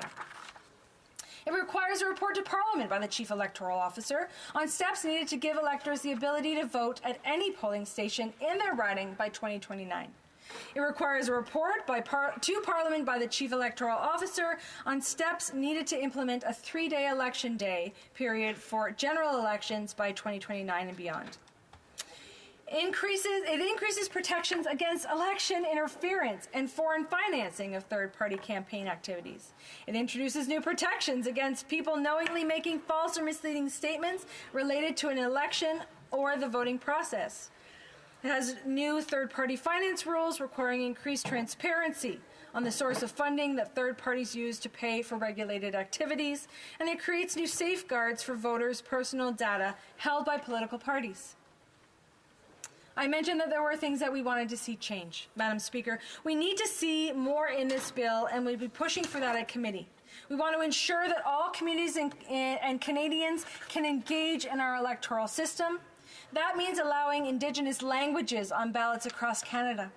That means allowing telephone voting for people with disabilities. That means lowering the voter age to 16. These changes are critical to ensure we elect politicians that look like and serve all Canadians. All Canadians, Madam Speaker. We also want to remove any change of this bill being cynically used for MP pensions. We want to ensure that this bill doesn't circumvent the normal procedure for allocation of MP pensions and ensure that any change to the election day doesn't push anyone over the line for access to a pension that they would not have otherwise received. We also want to ensure that unions aren't unduly prohibited from communicating with their own members about politics. Despite attacks by other parties, unions are part of our democracy. They are elected. We can't just have electoral democracy. Canadians need economic and workplace democracy. That means ensuring workers can come together and work together to change our political system. We also know Canada is lagging behind on the world stage for gender parity in politics. In 1997, 20.6% of members of Parliament were women. Today, we've only grown to 30.6%, well behind countries like Mexico that have reached gender parity by making it a part of their electoral process. I'm very proud that the NDP has a robust gender equality or equity policy in our selection of candidates. But the last couple of weeks have shown that we can't rely on political parties alone to make that change. Canadian women deserve true representation. They need gender parity in this House, and that will require changing how we do elections. I just wanted to expand on this a little bit too in terms of what I've seen in the Procedural and House Affairs Committee recently as we're talking about harassment in this place and in this institution. The misogyny that we see in this place needs to be rectified. I've approached many progressive women, seeing if they would put their names forward. They see what happens in this place. They don't want to be a part of that. They can't see themselves in this place. That's a huge negative impact, Madam Speaker, on how we govern this country. As I conclude, Madam Speaker, as I said, the NDP is extremely proud to have pushed this Liberal government to make elections more accessible for Canadians. There's a lot more work to be done, and we need to keep pushing to make sure that it is in fact done. Canadians are sick and tired of those broken promises, and they're sick and tired of being manipulated solely so that certain parties can focus on their own power and privilege. There are fundamental changes that we need to make to ensure that every Canadian's vote matters. I believe that's in changing things like ending first past the post. I think that's key in terms of proportional representation, getting Indigenous languages on those ballots, telephone voting for people with disabilities, lowering the voting age to 16 years of age for those people who contribute to our financial system and yet have no voice within our democratic system. But this bill, while small and the first steps, is a very, very good step. With the NDP using our power to deliver that fairness for Canadians, we are proud that we will be making our electoral system better and fairer. Thank you, Madam Speaker. Questions and comments? The Honourable for Calgary Forest Lawn. After 9 years of this Liberal NDP Prime Minister and this government's woke, wacko, extremist policies, Canadians are poorer than they've ever been before. It's because they helped prop up the most corrupt Prime Minister in Canadian history that doubled rents and mortgages, made food unaffordable, all on the pathway to quadruple the carbon tax scam. Does the member agree it's time for her party to stop protecting their leader's pension, to stop propping up this corrupt Liberal NDP government, help put an end to Canadians' misery, and call a carbon tax election now so that common sense Conservatives can axe the tax and Canadians can kick this costly coalition to the curb? To the curb. The honourable member for London Fanshawe. That was a lot of slogans all put into a very, albeit concise, question, I guess, Madam Speaker. Interestingly, I talked about clickbait in my speech. I don't know if the member heard that. I don't know if the member heard me speak in this House oftentimes about the rage farming that occurs. In my speech, I talked about how we make our electoral system better, how we make politics better, how we work together, not for ourselves and not for this power that they seem to cling to so tightly, but to actually spread that to the people that have elected us, the people who need us to be better. If I showed up into a workplace and all I did was fight with everybody that I worked with, would I get anything done? Would I hold my position for long? No. I have to be better. We all have to be better. And I refute everything that member said. Questions and comments? The Honourable Parliamentary Secretary, the Government House Leader. Yes, thank you, Madam Speaker. And I want to pick up on the advance polls and expanding advance polls. When I reflect on it, and I'll be providing some further thought on this shortly, but when I reflect on it, I see advance polls, Madam Speaker, as something in which has been really on the uptake. More and more, we're seeing people taking advantage of the opportunities to mark their X by participating at an advance poll. And one of the highlights of this legislation that I think that we should all be getting behind is supporting that initiative. And I'm just wondering if she wants to emphasize her personal thoughts in regards to the benefits of expanding the number of days to vote at the advance. The honourable member for London Fanshawe.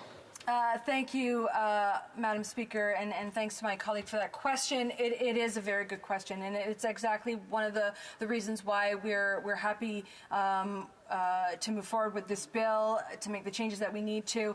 And in fact, it's actually one of those changes in terms of putting the election day back to the original date is the idea that there will be more advanced polling days or voting days. That's why we want to see the expansion of a 3-day actual election day at the end. It's to provide more of those opportunities. We believe that we wouldn't have to argue so much about that end date if we had more days and more flexibility and more options for people to vote throughout that election process. This is about expanding that more and more, and I'm fully in support of that, Madam Speaker.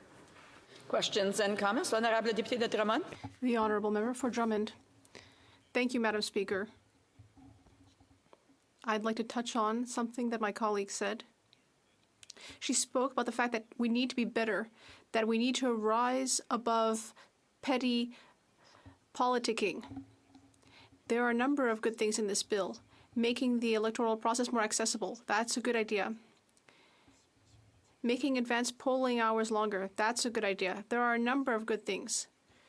But why, instead of moving forward with a bill that would bring opposition parties together, why instead have factors here like changing the date of the election, making it later, and thus opening the door to justified criticisms from members of the public who might think that it's a way for the Liberals to ensure that people elected in 2019 get their pension? Or why discuss religious holidays, knowing that that will bother people who are in support of a secular state? Why change things for 1,100 municipalities in Quebec, which could threaten Quebec's municipal election process? This bill could have brought parties together and could have considered the preferences of all parties, but that was not done. Well, and I thank the honourable member for that question. Again, I go back to what New Democrats have put out on the table, that we want to see this go to committee so that we can make the changes necessary to, in fact, do exactly as he said, to bring it back to the original date. We don't want this to be about us. This is about the electors. This is about Canadians and what they need. So to eliminate that conversation, let's make those changes that we need to, but we have to do that together. So instead of just striking it down, that legislation, which we did not write, it was the government that wrote it, but we're again taking the time, being the adults in the room, to take a look at it, see how we can make it better. That's our job. Let's make it better. And comments, the honourable member for North Island Power River. Well, thank you, Madam Speaker, and I thank the member for her fabulous speech. I really appreciate it. And I agree that a lot of Canadians are increasingly feeling concerned and separated from government. And I think it is imperative that we don't use slogans that separate and divide, but rather clearly state where we are strong, even if we're reflecting on where other parties are weak.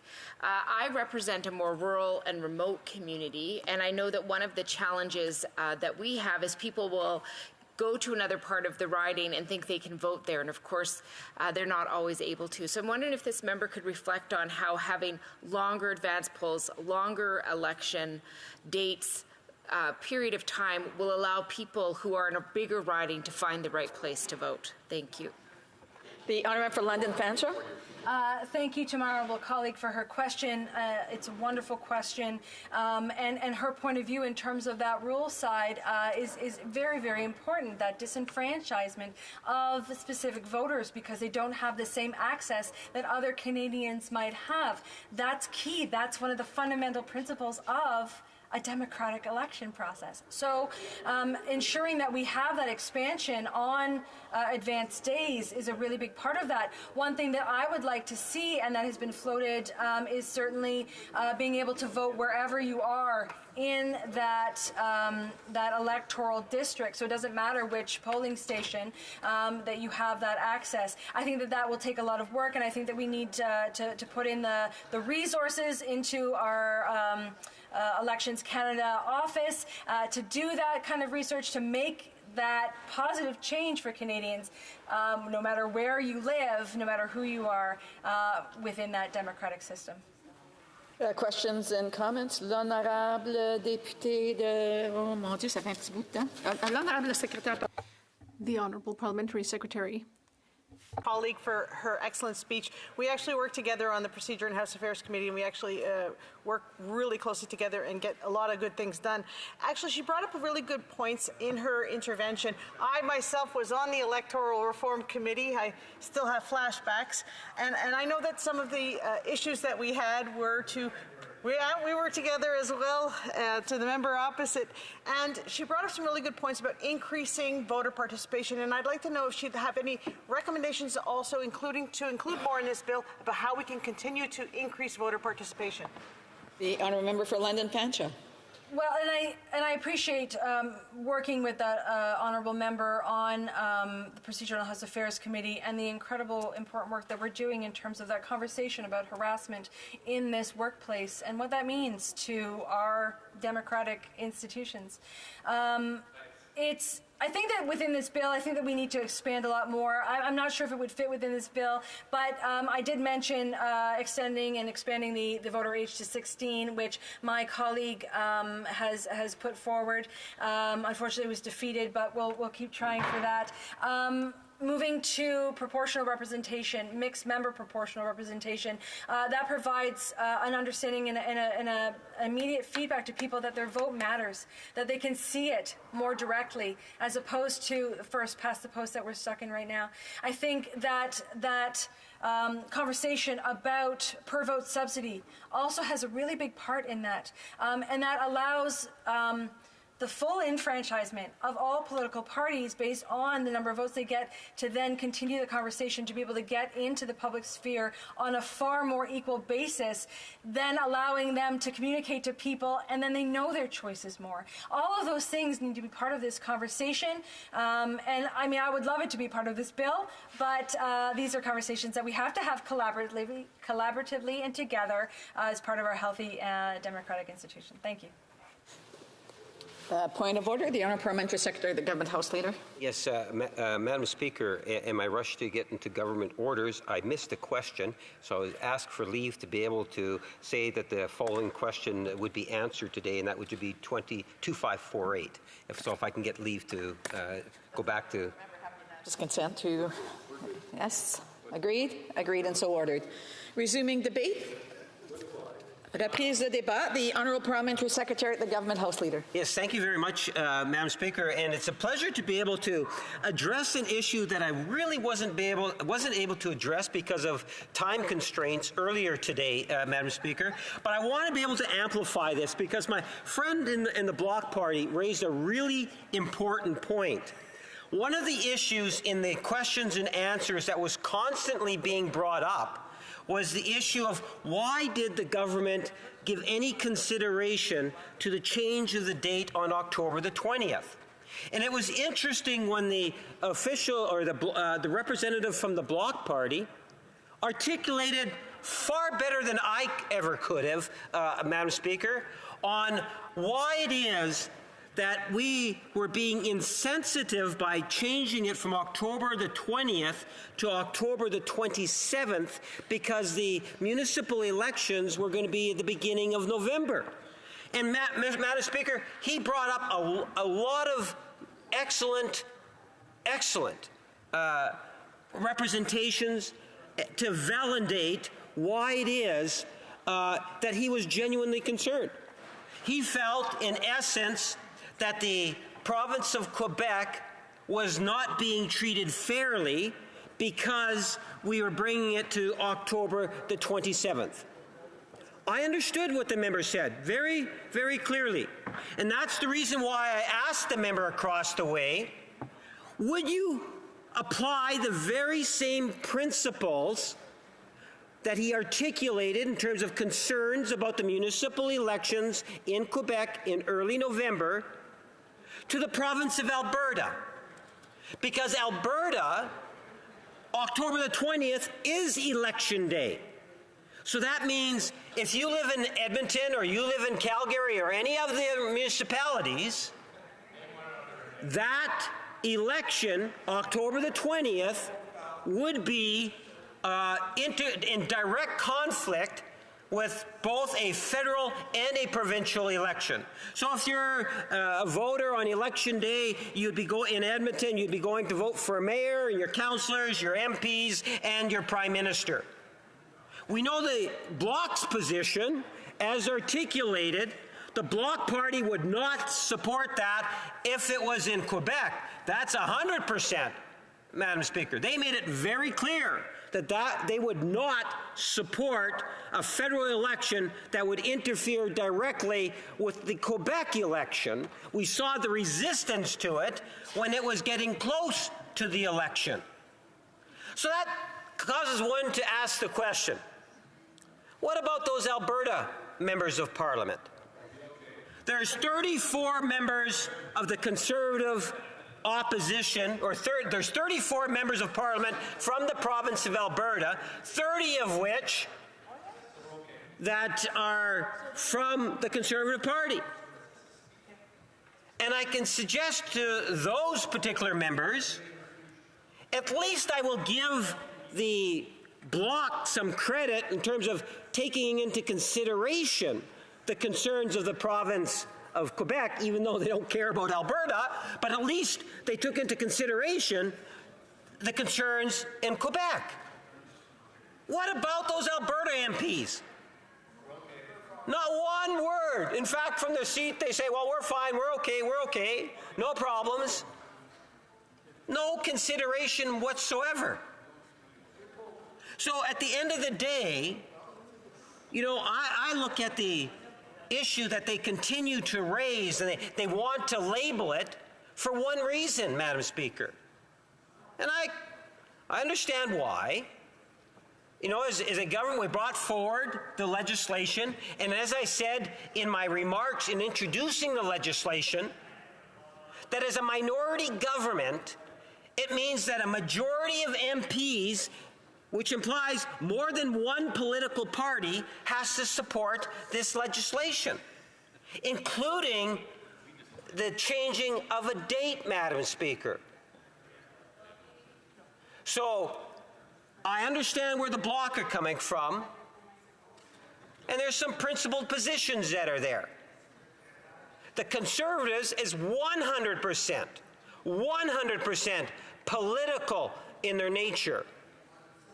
Now, we shouldn't be surprised with that. The Conservative track record on reforming election laws is not all that good, Madam Speaker.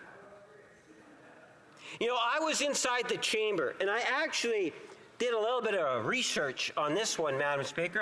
I did, you know, on the open parliament, and I looked at a gentleman by the name of Brad Butt.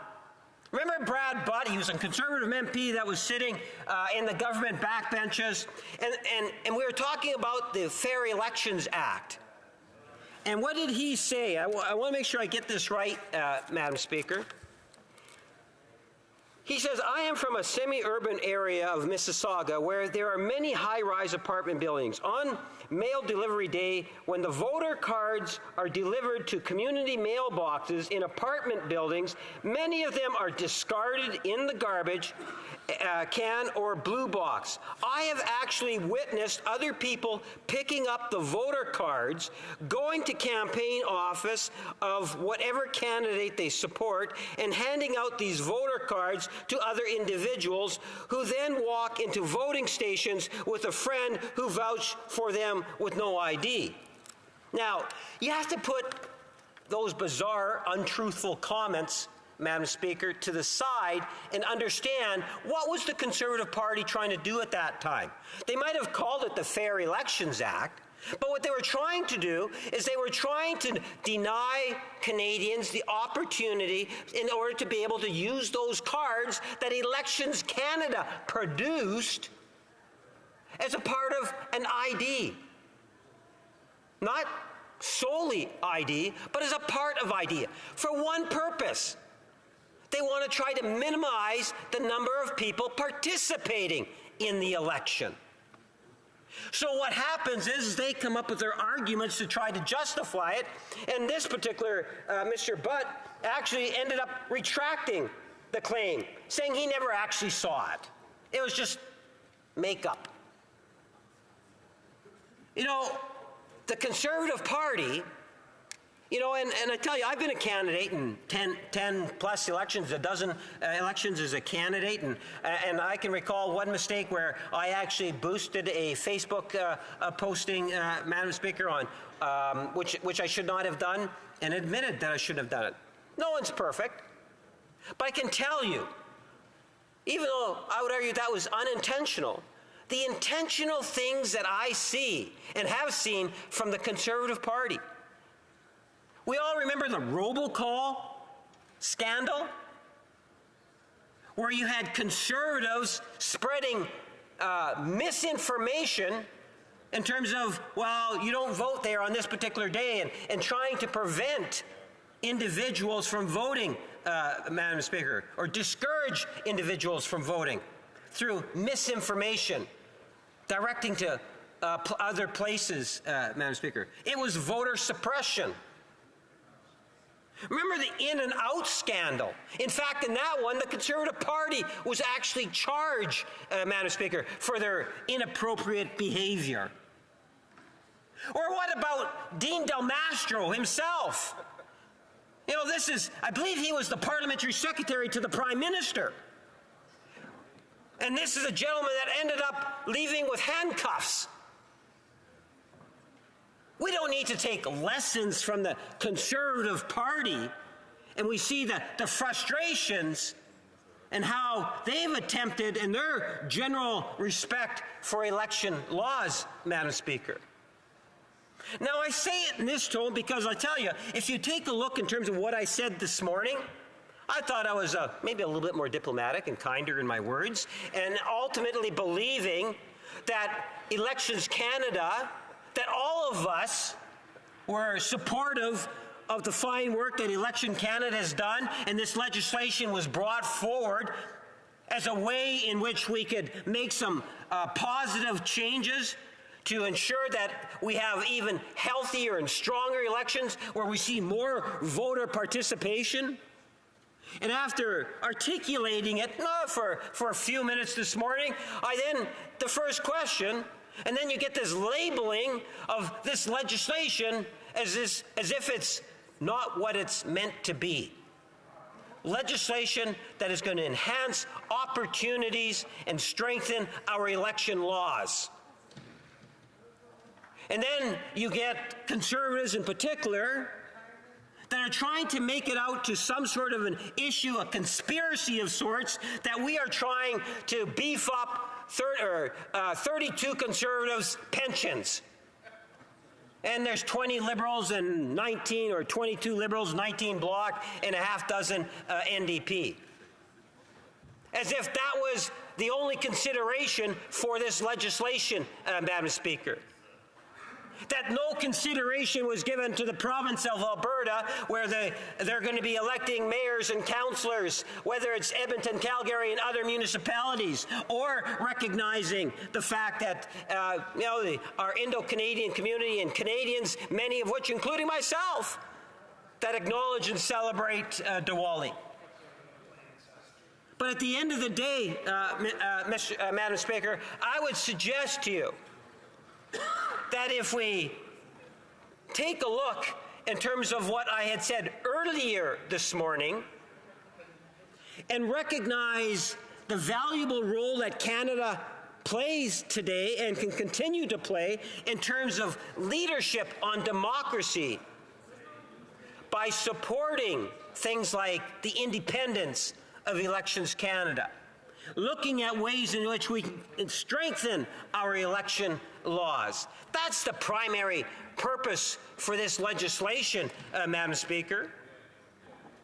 And members opposite know full well. I heard, that the NDP are going to be bringing in a motion to change the date, and the Bloc are going to support the motion, and the Conservatives, well, they're going to, who knows what? They're likely going to support that motion too. So the only thing that has to be decided is what day then.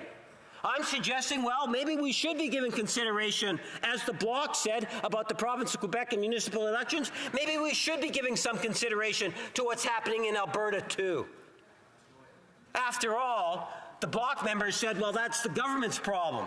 We have to deal with the Alberta situation. The Bloc only deal with Quebec. Well, the government at least is putting it on the table. And if the Conservatives want to ignore... Oh, I'm sorry. I do have to interrupt the honourable member, and he will have 7 minutes and 40 seconds the next time this matter is before the House. Comme il est 13h30, la Chambre... As it is 1:15, 1:30, we'll now move to private members' business. Affaires émanant des députés. Private members' business.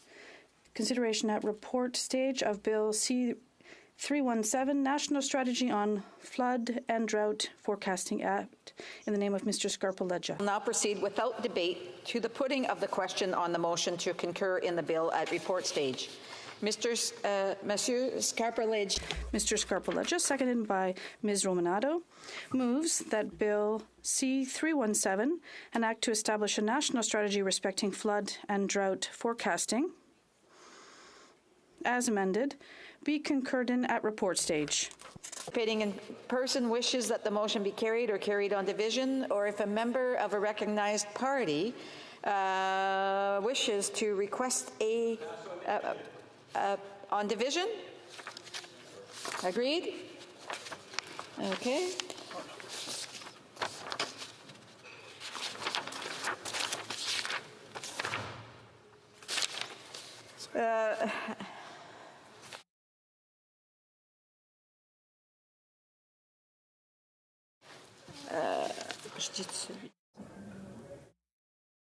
Declare the motion carried on division. When shall the bill be read a third time? Now.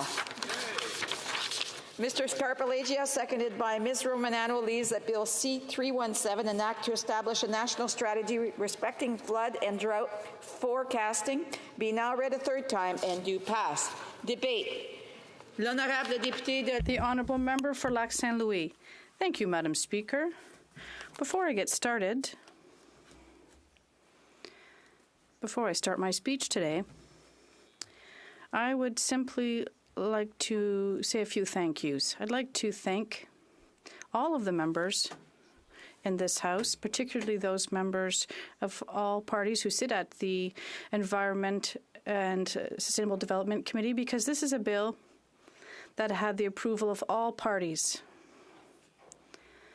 So it is legislation that did have unanimous support, and I'm very grateful for that. I'd also like to thank the scientists that helped me to elaborate this bill and craft it.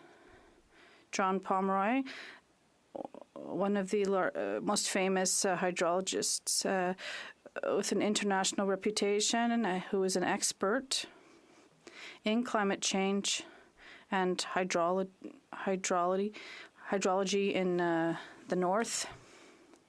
He helped me a great deal, Dr. Pomeroy, in terms of writing this legislation, and even more so, he taught me a great deal about this topic. I'm not a scientist, and there's a rather detailed question involving water. I didn't know too much about the science behind forecasting floods and droughts, and Dr. Pomeroy was very patient and helped me a great deal to understand this topic. Also, the Dr. Alain Petronegro, who was a former public servant at the Minister of the Department of Environment here in Ottawa, and now sits at the University of Calgary The University of Calgary is establishing a faculty there dedicated to water. That's rather impressive.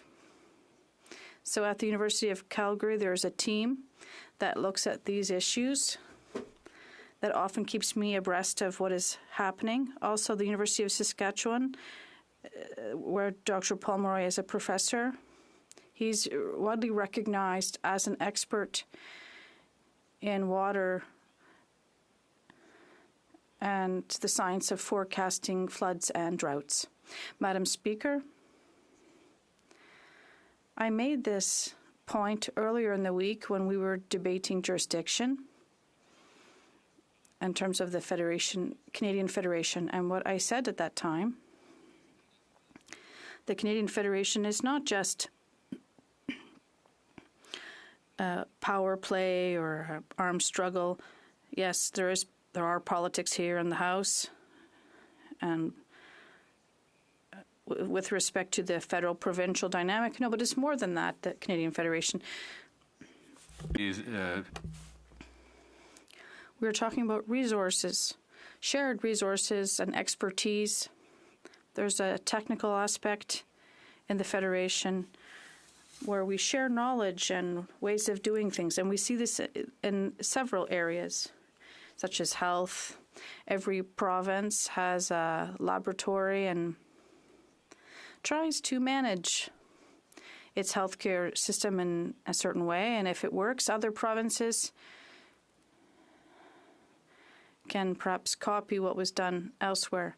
We see this in Quebec, where we've created Santé Quebec. It seems similar to what we have created in Ontario. Well, I won't go on too much about that. It's almost like the United Nations. There's obviously politics involved at the UN, particularly when you talk about the General Assembly and the National Security Council. But the United Nations is much more than this. It's expertise, resources, cooperation amongst countries on technical questions, whether it's the World Health Organization or maritime organizations or cultural, UNESCO. They work together kind of like here. Question period is one thing, but at committee we do good work. Some drama isn't bad. It has its place. But at committees, we do good work, like we have done, Madam Speaker, if I may say so, at the Environment Committee. So this bill is a technical one. It aims at encouraging cooperation on a technical level in terms of forecasting floods and droughts. That is the objective of this legislation. And as I said from the outset, Madam Speaker, I wasn't really aware of this area, and I've learned quite a great deal. And this has allowed me to put forward this bill and to bring it through the process. So that's roughly all I have to say about this. This bill will encourage cooperation, but it's not legislation that will involve expenses or force reorganizing things at the Ministry of the Environment. It will require federal public service to cooperate with experts, many of whom are at provincial governments, and also consult with Indigenous peoples.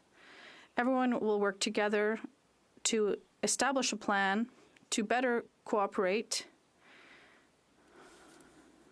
with respect to forecasts for floods and droughts. Right now, there is some cooperation going on, but it's not a formal one. And it could even have a better structure and rational. That's what this legislation is aimed at doing. So it is a big step forward if this bill is adopted at the Senate and here.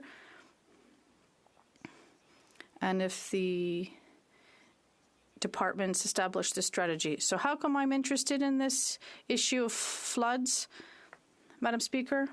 Well, since I've been elected, I have been interested in politics related to water and flooding and droughts.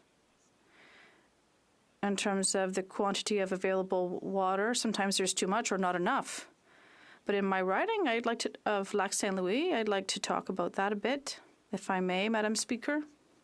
My writing is surrounded by water. It's on Montreal Island, but it is there's the Two Mountains Lake, there's the St. Lawrence River, and from time to time, more often these days because of climate change, sometimes there is flooding, overflowing, and when we see this with your own eyes, you really can see that it's destructive and devastating.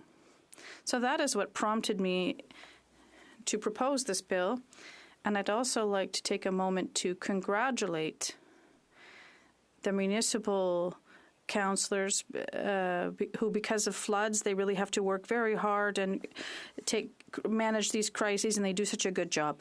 So that's one of the reasons why this topic was important to me. And once again, I'd like to thank my colleagues, particularly those who sit on the Environment Committee. And I hope this bill will be adopted at third reading. I think it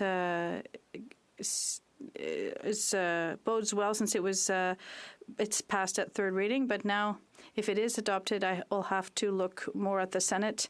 I'm not sure of all the workings of the Senate. I know those at the House, but we will get there. Thank you, Madam Speaker. Questions and comments?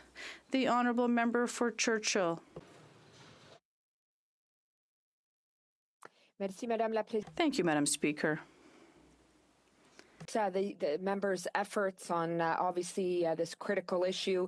I am concerned at the fact that it reinforces a pattern we've seen from the Liberals and this Liberal government, which is concerns about clearly the impacts of climate change, but a lack of action.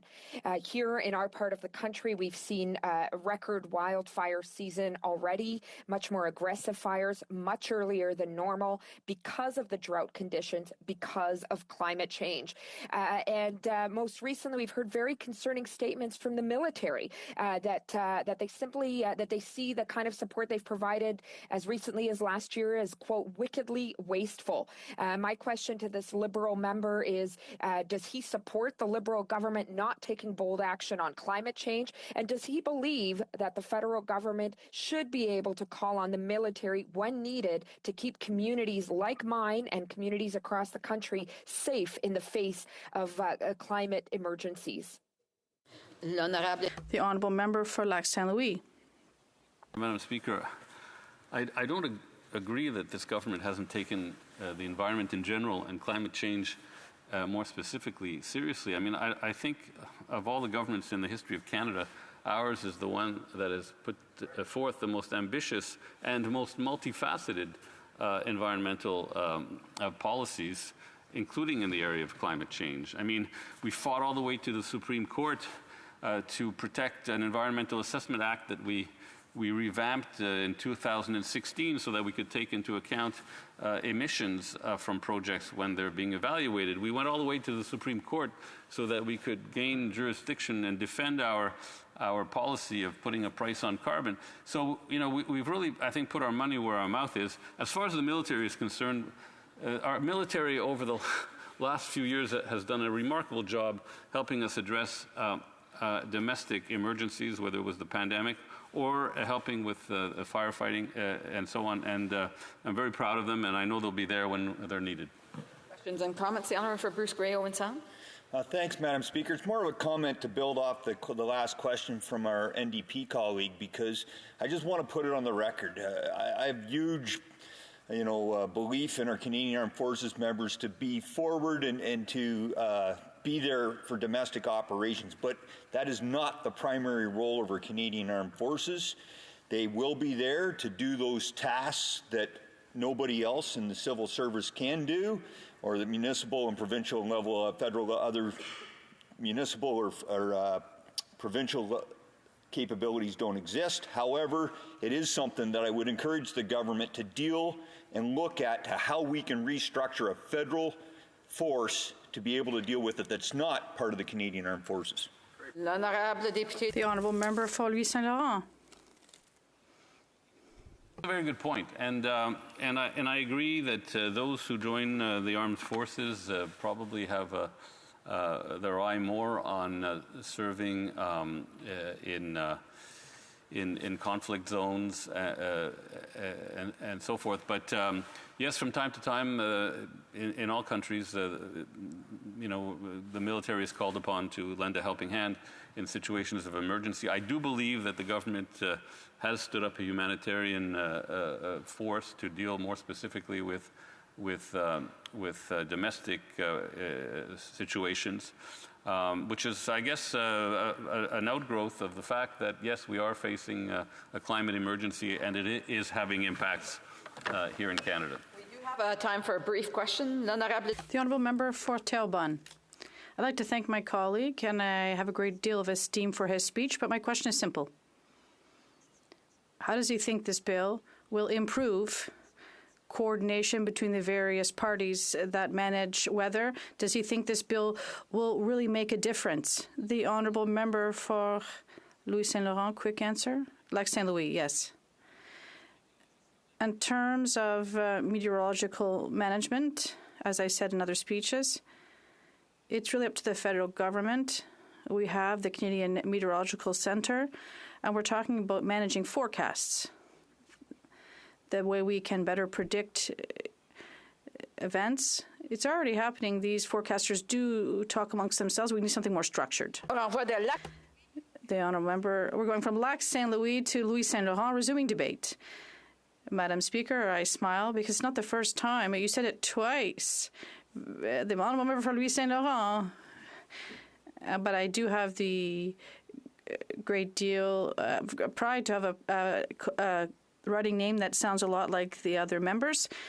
Louis Saint Laurent, Lac Saint Louis, of course, things get confused. But, Madam Speaker, what you can't confuse is the great deal of respect I have for my honourable colleague, and for good reason, because he did thank those who worked at committee and here in this House to advance this legislation. And yes, this did happen because on the other side, there was someone to want to get things done and took an approach to get things done properly. And that is the member for Lac Saint Louis. And I'd like to remind everyone, Madam Speaker, and then in less than 4 weeks, by the end of June, he'll be celebrating his 20th anniversary here at the House of Commons. And I remember this because I was a journalist when the Honourable Paul Martin became Prime Minister. He was appointed at the time, and there was a gathering in the Montreal region for the Prime Minister, and the other member was present. I'll tell you why we're going to support this bill. First, there are three major factors. First, we have an excellent federal public service. They have the right equipment to cooperate with provinces and municipalities. This can be done with the current budgets, and this is what's important for us. Second, this bill hinges on a principle that we support, i.e., cooperations amongst different levels of government. Cooperation, sharing of information, that's exactly what's involved here, because we obviously recognize that every place has its own particularities, every province has its own expertise, and in the provinces there can be completely different expertise than what you see in northern Saskatchewan or in southern Saskatchewan, and the same thing for Quebec or the Maritimes or BC. We have a wonderful, wide, vast country with different regions, and that's why we have to share best practices to inspire people to adopt the most effective approaches that could be applied here and also at home. And this does require coordination, cooperation, and information sharing. Third thing, Madam Speaker, why we support this legislation, as our leader member for Carleton has said in September during our national convention he was making a major speech before all the Conservative Party supporters, more than 2,500 supporters from all of our various ridings who were there in Quebec, before all of our grassroots supporters. The future Prime Minister of Canada mentioned the reality that we're facing today, and he clearly said that we have to tackle the impact of climate change, which is real, and this is why we have to cooperate. So, Madam Speaker, this bill essentially aims to work better and understand better and share better and learn more from the experience of everyone to tackle the new challenges of climate change and to share best practices in terms of overflowing and floods. And as the member for Lac Saint Louis said in his riding, Lac Saint Louis, they obviously know this situation very well. Every time he has the opportunity, or every time I take a plane in Dorval, we cross each other, we see each other, and we can see all of the water in Quebec. And yes, it is a strength. We have an extraordinary nation, but there's a lot of water. Last week I was in Val d'Or, and I returned back with a local company, Air Liaison, and it was a good experience. It took roughly over an hour, and I was able to look at everything from the sky. And we have such great lands and water, and we can be very proud of this. But in our opinion, this bill is a step in the right direction. And if Canadians do put their trust in us, we'll be happy to work with this new entity, which does share information which is essential for the future of Canada. Thank you very much, Madam Speaker. Resuming debate, the Honourable Member for Repentigny. Thank you very much, Madam Speaker. In November 2023, I spoke in favour of this bill initiated by my colleague. Sorry, I'm just losing my voice a bit. The chair of the Standing Committee on the Environment, the member for Lac Saint Louis, whom I have the great pleasure to sit on this committee. And as I said at that time, the Bloc had no objections to its content, because, as I stressed, it was important to bear in mind all the tools that were already in place in Quebec, and that a problem that seemed fundamental to me was that of coordination between existing organizations. Those with a mandate to deal with information related to meteorological phenomena resulting in major floods, one-off droughts, and those that are more consequential and prolonged. So floods and droughts are natural phenomena, but we know that they are amplified by climate change and upheavals. Adapting to the impacts of climate change requires public authorities to mobilize science to guide associated public decision-making. So this means making relevant information available to the public and all stakeholders. And this is what this bill aims to do. So then there was the committee study stage. Everything went well. There was unanimous support. So now let's look what happened in Quebec. I'll talk a bit about climate change to no great surprise. Quebec has experienced many floods in recent decades, and the socioeconomic costs associated with them have been steadily rising. Philippe Gachon, professor and research chair at UQAM on hydrometeorological risks associated with climate change, he has studied these phenomena extensively, and he works to determine the causes of river overflows and future risks. Because before there's a flood, rivers overflow, where spring floods take on a threatening appearance, and in some cases, damage is considerable. In 2017, the Ottawa River flooded. So the Ottawa River overflowed and encroached on areas with only a 1% probability of being flooded, but it also exceeded it very greatly on 2 occasions. So this report prepared after this was not yet complete when flooding occurred again in the spring of 2019. So these Ottawa River floodwaters once again invaded the streets of Rigaud and extended beyond their limits for over 42 consecutive days. The only flood in the spring of 2019 cost billions in insurance.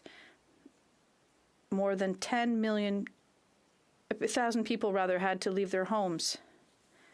And Philippe Gachon's team is working with Environment Canada software used for short and medium-term weather forecasts. They tried to create a version that can be used to predict future disturbances over longer periods of time at specific locations, while observing the dynamics at work in the watersheds of Ontario, Quebec, and the Maritimes. So this professor has cumulative knowledge, and he can share it to optimize the components that are in this bill. So I'm not going to run off a whole series of statistics and data today on the growing number of floods. We know that it costs more and more, and they're increasingly devastating. But I'd like to remind everyone that climate change is catastrophic for our communities, and it has devastating impacts on agriculture as well. Of course, there will be benefits that will flow from C317. We try to be optimistic with respect to this initiative, and I have to say that René Laprise from UCAN, who spoke in 2019 in Quebec Science magazine about the risks ahead and what Quebec might look like in 2015, he said that models tell us that we'll have both more droughts and more floods. This seems counterintuitive, but it's important to understand that it's the distribution of precipitation over time that will change. So we're talking about longer periods with no rain. In the warmer atmosphere, water vapor will increasingly accumulate, and then all the water will fall on our heads at once. That's why flooding is expected to increase with the anticipated overflow problems. Average sea levels will rise by about 15 centimeters. At first, it doesn't seem that much, but 15 centimeters will be added to the reduced ice cover on the St. Lawrence, with the possibility of more violent storms. This combination of factors accelerates coastal erosion, and this phenomenon is already clearly visible along the lower St. Lawrence and Gaspé peninsulas. This serious phenomena merits attention. Quebec is already highly structured, so I'd ask the federal government to reflect on the underlying causes of these costly and traumatic upheavals. Thank you, Madam Speaker. Resuming debate, the Honourable Member for Churchill. Madam Speaker, today I'm speaking to Bill C-317, an act to establish a national strategy respecting flood and drought forecasting. Let's be clear, in Canada, we are facing climate change crisis that is leading to more and more severe floods, more and more severe wildfires.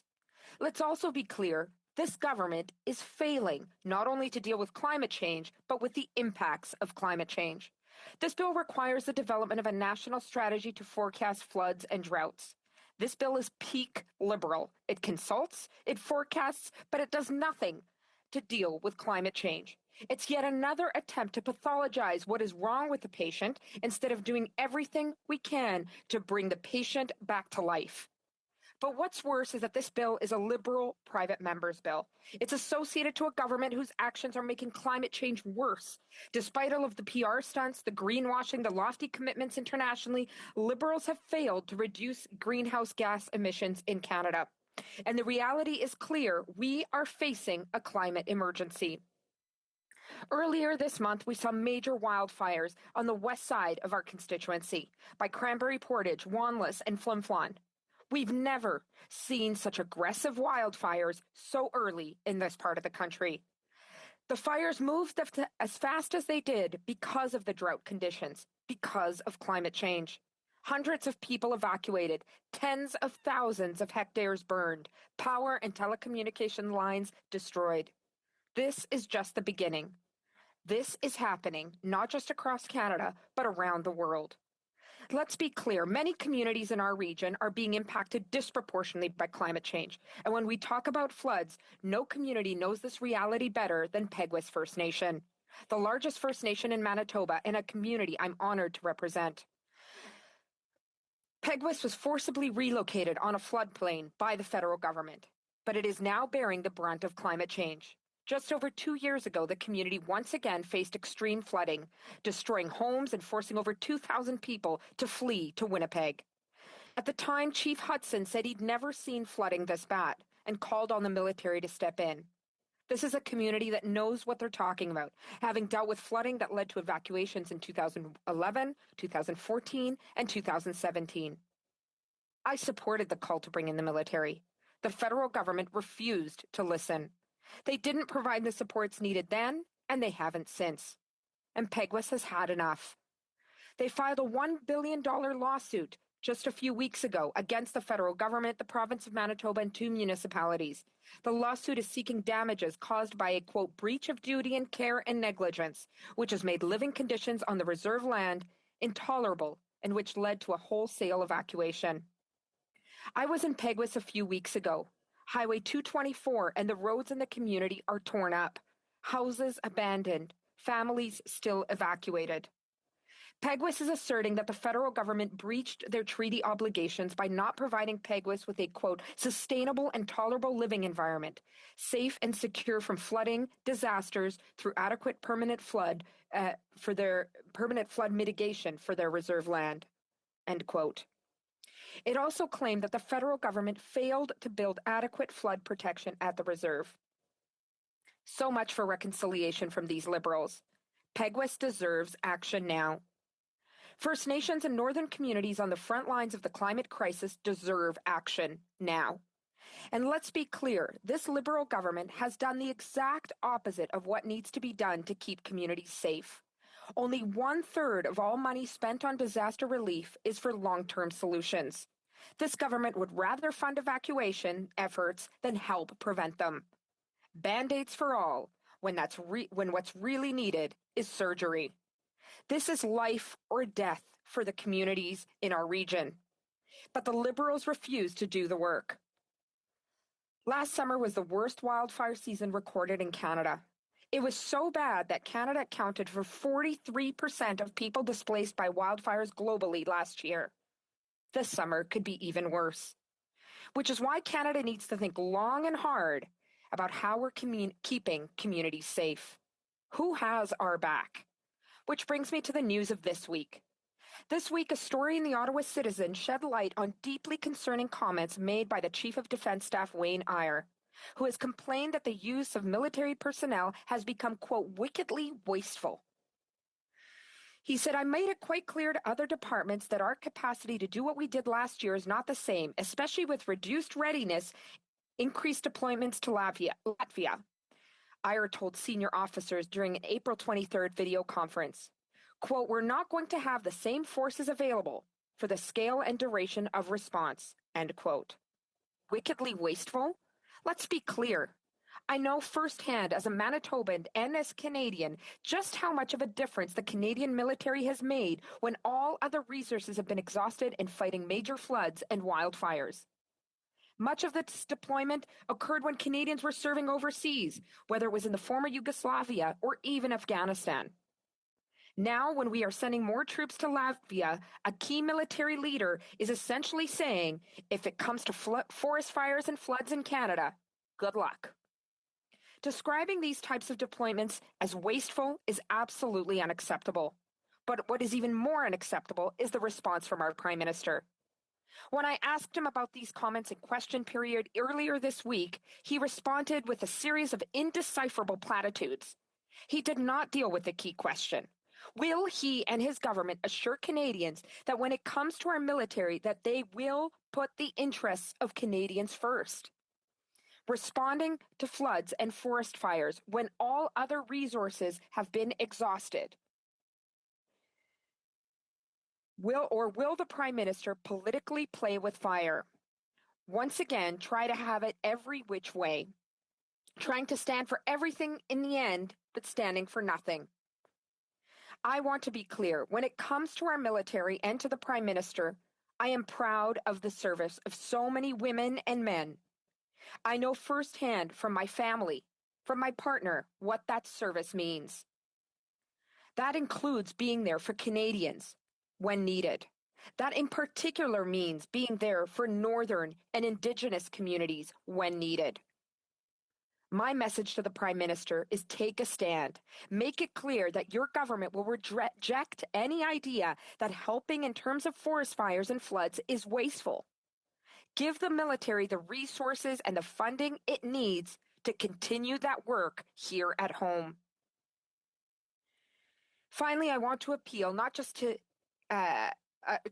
appeal to this House to take seriously what we are dealing with in Canada and around the world. We must reject the way in which we are increasingly sleepwalking into major policy decisions without considering their consequences. This government's escalation of troop deployment and weapon supplies without debate or discussion, when the military is now saying that it will be incapacitated in their ability to respond to Canada's needs, is not acceptable. This bill talks about forecasts. I'd like to make a forecast. If we do not consider the consequences of our action right now, we will increasingly be part of the problem, not the solution, when it comes to international conflicts and catastrophic climate change. This will have an impact not only on Canadians today and in the near future, but for the very future of our planet. Thank you. Resuming debate, prise de débat. The honourable member for Louis Saint-Laurent, the Lac Saint-Louis. The honourable member for Lac Saint-Louis. The honourable member for Lac Saint-Louis has 5 minutes for his right of reply. Thank you, Madam Speaker. I think I've said what I had to say concerning Bill C-317. And as I said, I hope it will be passed on division, obviously, and that it can go through the Senate as quickly as possible. I think that it's very pressing indeed, because after what we heard today, with climate change, we're going through more and more disastrous weather conditions. And I hope that it will be passed. And so I'm going to close once again by thanking my colleagues for their support. And that is all for today. Thank you. La question est la suivante. The question is as follows. Mr. Scarpaleggia, seconded by Ms. Romanado, moves that Bill C-317, an act to establish a national strategy respecting flood and drought forecasting, as amended, be concurred in at report stage, or rather third reading. That the motion be carried. The honourable for South Shore St. Margaret's. Madam Speaker, we wish it to be carried on a recorded vote. Conformément. Pursuant to Standing Order 98, the division stands deferred until Wednesday, June 5th, at the expiry of the time provided for oral question. It being 3:09, this House stands adjourned until next Monday at 11 a.m. pursuant to Standing Order 24-1. Have a great weekend, everybody.